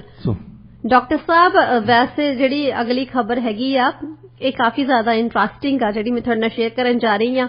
ਦੇਖੋ, ਸਵਾਦ ਦੀ ਗੱਲ ਹੁੰਦੀ ਹੈ। ਕਈ ਵਾਰੀ ਇਹ ਹੁੰਦਾ ਨਾ ਕਿ ਆਪਾਂ ਇੱਥੇ ਬੈਠ ਕੇ ਵੀ ਗੱਲਾਂ ਕਰਦੇ ਆ ਕਿ ਸਾਨੂੰ ਪੰਜਾਬ ਦੇ, ਅਸੀਂ ਕਿਸੇ ਢਾਬੇ ਤੋਂ ਕੋਈ ਪਰੌਂਠੇ ਖਾਦੇ ਹੁੰਦੇ ਆ, ਆਪਾਂ ਸਿਰਫ ਗੱਲਾਂ ਬਾਤਾਂ ਕਰਦੇ ਆ ਕਿ ਉੱਥੇ ਪਰੌਂਠੇ ਖਾਦੇ ਸੀ, ਉਹੀ ਸਵਾਦ ਇੱਥੇ ਕਾਹਨੂੰ ਮਿਲਦਾ ਹੈ ਨਾ। ਅਸੀਂ ਬੈਠ ਕੇ ਗੱਲਬਾਤ ਹੀ ਕਰਦੇ ਆ। ਪਰ ਇੱਕ ਨਾ ਵੈਨਕੂਵਰ ਆਈਲੈਂਡ ਦਾ ਨਿਵਾਸੀ ਹੈਗਾ, ਉਹਦਾ ਦਿਲ ਕੀਤਾ ਕਿ ਉਹ ਜਿਹੜਾ ਹੋਮ ਟਾਊਨ ਆ ਨਾ, ਉੱਥੋਂ ਦਾ ਪੀਜ਼ਾ ਖਾਧਾ ਜਾਵੇ। ਹੁਣ ਤੁਸੀਂ ਇਹ ਦੇਖੋ ਵੀ ਜਿਹੜਾ ਉਹਦਾ ਹੋਮ ਟਾਊਨ ਆ ਉਹ ਨੇੜੇ ਥੋੜੀ ਆ, ਇਹ ਤਾਂ ਵੈਨਕੂਵਰ ਆਈਲੈਂਡ ਰਹਿੰਦਾ ਤੇ ਹੋਮ ਟਾਊਨ ਕਿੱਥੇ ਆ? ਵਿੰਡਜ਼ਰ, ਓਨਟਾਰੀਓ। ਤੇ ਉਸ ਬੰਦੇ ਨੇ ਉੱਥੋਂ ਪੀਜ਼ਾ ਆਰਡਰ ਕੀਤਾ ਡਾਕਟਰ ਸਾਹਿਬ, ਤੇ ਉਹਨੂੰ ਕਾਸਟ ਕੀਤਾ $600। ਦੇਖੋ, ਸਵਾਦ ਕਹਿੰਦੇ ਨੇ ਨਾ, ਸਵਾਦ ਦਾ ਕੋਈ ਮੁੱਲ ਨਹੀਂ। ਹਾਂਜੀ। ਤੇ ਉਸ ਬੰਦੇ ਨੇ, ਜਦੋਂ ਉਹ ਕਹਿੰਦਾ ਮੈਂ ਰਹਿੰਦਾ ਹੁੰਦਾ ਸੀ ਉੱਥੇ, ਤੇ ਉਹ ਪੀਜ਼ਾ ਜਿਹੜਾ ਕਿ ਇੱਥੇ ਨਹੀਂ, ਇਹ ਆਈਲੈਂਡ ਤੇ ਵੀ ਪੀਜ਼ਾ ਤਾਂ ਬਣਦਾ ਆ ਜੀ, ਚੰਗਾ ਪੀਜ਼ਾ ਵੀ ਬਣਾਉਂਦੇ ਹੋਣੇ ਆ, ਪਰ ਉਹ ਜਿਹੜਾ ਤੁਸੀਂ ਜਵਾਨੀ ਵੇਲੇ ਖਾਧੀ ਹੈ ਨਾ ਇੱਕ ਜਗ੍ਹਾ ਤੋਂ, ਉਹ ਉਮਰ ਭਰ ਯਾਦ ਰਹਿੰਦੀ ਹੈ। ਹਾਂਜੀ। ਜਦੋਂ ਸਾਡੇ ਲਾਗੇ ਉੱਥੇ ਗਰੀਬ ਕਾਲੇ ਦੀ ਦੁਕਾਨ ਆ, ਨਕੋਦਰ ਦੇ ਵਿੱਚ। ਨਕੋਦਰ ਚ ਗਰੀਬ ਕਾਲੇ ਦੀ ਦੁਕਾਨ ਤੋਂ ਮਿਲਦਾ ਕੀ ਆ ਵੈਸੇ? ਛੋਲੇ ਭਟੂਰੇ। ਛੋਲੇ ਭਟੂਰੇ, ਉਹਦੇ ਛੋਲੇ ਇੰਨੇ ਸਵਾਦ ਆ ਨਾ, ਉਹ ਨਾ ਹੀ ਆ ਗਰੀਬ ਕਾਲਾ। ਵੈਸੇ ਤਾਂ ਮੇਰਾ ਖਿਆਲ ਨਕੋਦਰ ਦਾ ਅਮੀਰ ਬੰਦਾ ਆ ਜੀ, ਜਿਨ੍ਹਾਂ ਦੇ ਛੋਲੇ ਭਟੂਰਿਆਂ ਦੀ ਗੱਲ ਤੁਸੀਂ ਇੱਥੇ ਬੈਠ ਕੇ ਕਰ ਰਹੇ ਹੋ ਡਾਕਟਰ ਸਾਹਿਬ। ਗਰੀਬ ਤਾਂ ਹੋ ਨਹੀਂ ਸਕਦਾ। ਤੁਸੀਂ ਜੇ ਸਮੋਸੇ ਖਾਣੇ ਆ, ਉਹਨਾਂ ਦੇ ਨਾਲ ਛੋਲੇ ਲੈ ਲਓ। ਹਾਂਜੀ। ਤੇ ਛੋਲੇ ਭਟੂਰੇ ਖਾ ਲਓ, ਕੱਲੇ ਛੋਲੇ ਖਾ ਲਓ, ਪਤਾ ਨਹੀਂ ਕੀ ਪਾਉਂਦਾ ਉਹ ਵਿੱਚ। ਹੁਣ ਜੇ ਕਿਤੇ ਉੱਥੋਂ ਆਉਂਦੇ ਹੋਣ ਤਾਂ ਅਸੀਂ ਵੀ ਆਰਡਰ ਕਰ ਲਈਏ, ਪਰ ਇਹ ਕਸਟਮਰ ਆਏ ਲੰਘਣ ਨਹੀਂ ਦੇਣੇ ਇੱਥੇ। ਹਾਂਜੀ। ਜੇ ਤਾਂ ਹੁੰਦਾ, ਉਹ ਤਾਂ ਵਿੰਡਜ਼ਰ ਤੋਂ ਇੱਥੇ ਆ ਗਏ। ਮੈਂ ਤੁਹਾਨੂੰ ਦੱਸਦਾ, ਸ਼ਿਕਾਗੋ ਦੇ ਵਿੱਚ ਇੱਕ ਡੀਪ ਡਿਸ਼ ਪੀਜ਼ਾ ਹੈ। ਹਾਂਜੀ। ਉਹ ਮਤਲਬ ਕਾਫੀ ਡੂੰਘੀ ਡਿਸ਼ ਹੁੰਦੀ ਹੈ ਤੇ ਕਾਫੀ ਥਿਕ ਪੀਜ਼ਾ ਹੈ। ਉਹ ਪੀਜ਼ੇ ਦੇ ਵਿੱਚ ਕਾਫੀ ਮੋਟਾ ਹੈ, ਲੇਅਰ ਆਫਟਰ ਲੇਅਰ ਹੁੰਦੀ ਹੈ। ਉਹ ਇੰਨਾ ਸਵਾਦ ਲੱਗਾ ਮੈਨੂੰ, ਮੈਂ ਇੱਕ ਦਿਨ ਫੋਨ ਕੀਤਾ ਵੀ ਉਹ ਮੰਗਾਇਆ ਜਾਵੇ ਕਿਸੇ ਤਰੀਕੇ ਨਾਲ।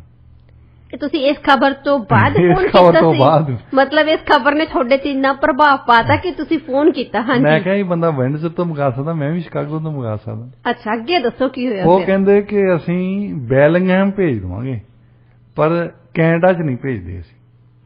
ਤੁਹਾਡਾ ਤਾਂ ਦਿਲ ਟੁੱਟ ਗਿਆ ਹੋਣਾ। ਹੁਣ ਮੈਂ ਬੈਲਿੰਗਹੈਮ ਕਿਸੇ ਨੂੰ ਬੰਦੇ ਨੂੰ ਜਾਣਦਾ ਹੋਵਾਂ ਤਾਂ ਉਹਨੂੰ ਪੁੱਛਾਂ, ਬੈਲਿੰਗਹੈਮ ਮੇਲਿੰਗ ਐਡਰੈਸ ਤਾਂ ਹੈਗਾ ਮੇਰਾ। ਅੱਛਾ। ਜਿਹੜੀਆਂ ਚਿੱਠੀਆਂ ਆਉਂਦੀਆਂ। ਹਾਂਜੀ। ਪਰ ਹੁਣ ਉੱਥੇ ਉਹਨਾਂ ਨੇ ਪੀਜ਼ਾ ਰੱਖਣ ਦੇਣਗੇ ਜਾਂ ਨਾ ਰੱਖਣ ਦੇਣਗੇ, ਇਹ ਵੱਡੀ ਗੱਲ ਹੈ। ਇਹ ਬਹੁਤ ਵੱਡੀ ਗੱਲ ਹੈ। ਕਿਸੇ ਦੇ ਘਰ ਮੰਗਾ ਸਕਦੇ ਆ ਤਾਂ ਫਿਰ ਉਹਨਾਂ ਨੇ ਜਾ ਕੇ ਤੁਸੀਂ ਕਹਿ ਸਕਦੇ ਕਿ ਚਲੋ ਸਾਂਝਾ ਪੀਜ਼ਾ ਖਾ ਲੈਂਦੇ ਆ। ਹਾਂਜੀ ਡਾਕਟਰ ਸਾਹਿਬ, ਇਹੀ ਵੈਸੇ ਆਪਸ਼ਨ ਹੈਗੀ ਆ ਫਿਲਹਾਲ ਤਾਂ ਸਾਹਮਣੇ।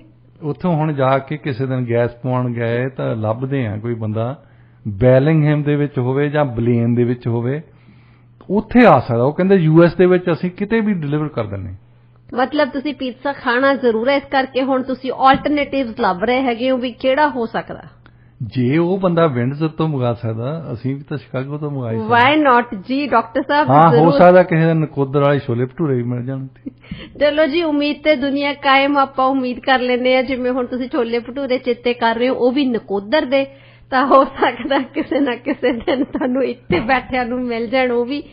ਤੇ ਡਾਕਟਰ ਸਾਹਿਬ, ਇਸ ਦੇ ਨਾਲ ਹੀ ਮੈਂ ਤੁਹਾਨੂੰ ਦੱਸਣਾ ਚਾਹੁੰਦੀ ਹਾਂ ਕਿ ਟਾਈਮ ਹੋ ਚੁੱਕਿਆ ਜੀ ਅੱਜ ਦੇ ਵਿਚਾਰ ਦਾ, ਤੇ ਹੁਣ ਆਪਣੇ ਸਰੋਤਿਆਂ ਨੂੰ ਅੱਜ ਦਾ ਜੋ ਵਿਚਾਰ ਆ ਉਹ ਵੀ ਦੱਸ ਦਿਓ। ਕਹਿੰਦੇ ਆ ਵੀ ਬੰਦੇ ਦੀ ਅਸਲੀਅਤ ਦੇਖਣੀ ਹੋਵੇ ਤਾਂ ਉਹਨੂੰ ਤਾਕਤ ਦੀ ਕੁਰਸੀ ਤੇ ਬਿਠਾ ਕੇ ਦੇਖੋ। ਜੀ ਬਿਲਕੁਲ, ਇਸੇ ਨੋਟ ਤੇ ਅਸੀਂ ਅੱਜ ਦੇ ਪ੍ਰੋਗਰਾਮ ਦੀ ਇੱਥੇ ਹੀ ਸਮਾਪਤੀ ਕਰਦੇ ਹਾਂ। ਪ੍ਰੋਗਰਾਮ ਤੁਹਾਨੂੰ ਕਿਹੋ ਜਿਹਾ ਲੱਗਿਆ ਸਾਨੂੰ ਦੱਸਣਾ ਜ਼ਰੂਰ।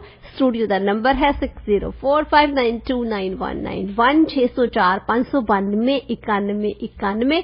ਤੁਸੀਂ ਸਾਨੂੰ ਸਾਡੇ ਸੋਸ਼ਲ ਮੀਡੀਆ ਹੈਂਡਲਸ ਤੇ ਮੈਸੇਜ ਕਰਕੇ ਵੀ ਦੱਸ ਸਕਦੇ ਹੋ। ਤੁਸੀਂ ਸਾਨੂੰ ਕੋਈ ਵੀ ਸੁਝਾਅ ਦੇਣਾ ਚਾਹੁੰਦੇ ਹੋ ਤਾਂ ਵੀ ਤੁਸੀਂ ਸਾਨੂੰ ਸੋਸ਼ਲ ਮੀਡੀਆ ਹੈਂਡਲਸ ਤੇ ਮੈਸੇਜ ਕਰੋ ਜਾਂ ਫਿਰ ਸਾਨੂੰ ਈਮੇਲ ਲਿਖੋ ਤੇ ਜਾਂ ਫਿਰ ਸਾਨੂੰ ਕਰੋ ਜੀ ਫੋਨ ਕਾਲ। ਸਾਡੇ ਸੋਸ਼ਲ ਮੀਡੀਆ ਜੋ ਹੈਂਡਲਸ ਆ ਫੇਸਬੁੱਕ, ਟਵਿੱਟਰ ਤੇ ਇੰਸਟਾਗ੍ਰਾਮ ਰੇਡੀਓ ਇੰਡੀਆ 1110 ਦੇ ਨਾਂ ਹੇਠ ਹੈ ਤੇ ਈਮੇਲ ਜੋ ਹੈ ਸਾਡੀ info@radioindia.ca ਹੈ। ਪ੍ਰੋਗਰਾਮ 'ਚ ਸਾਥ ਦੇਣ ਲਈ ਬਹੁਤ ਬਹੁਤ ਸ਼ੁਕਰੀਆ। Thank you so much for joining.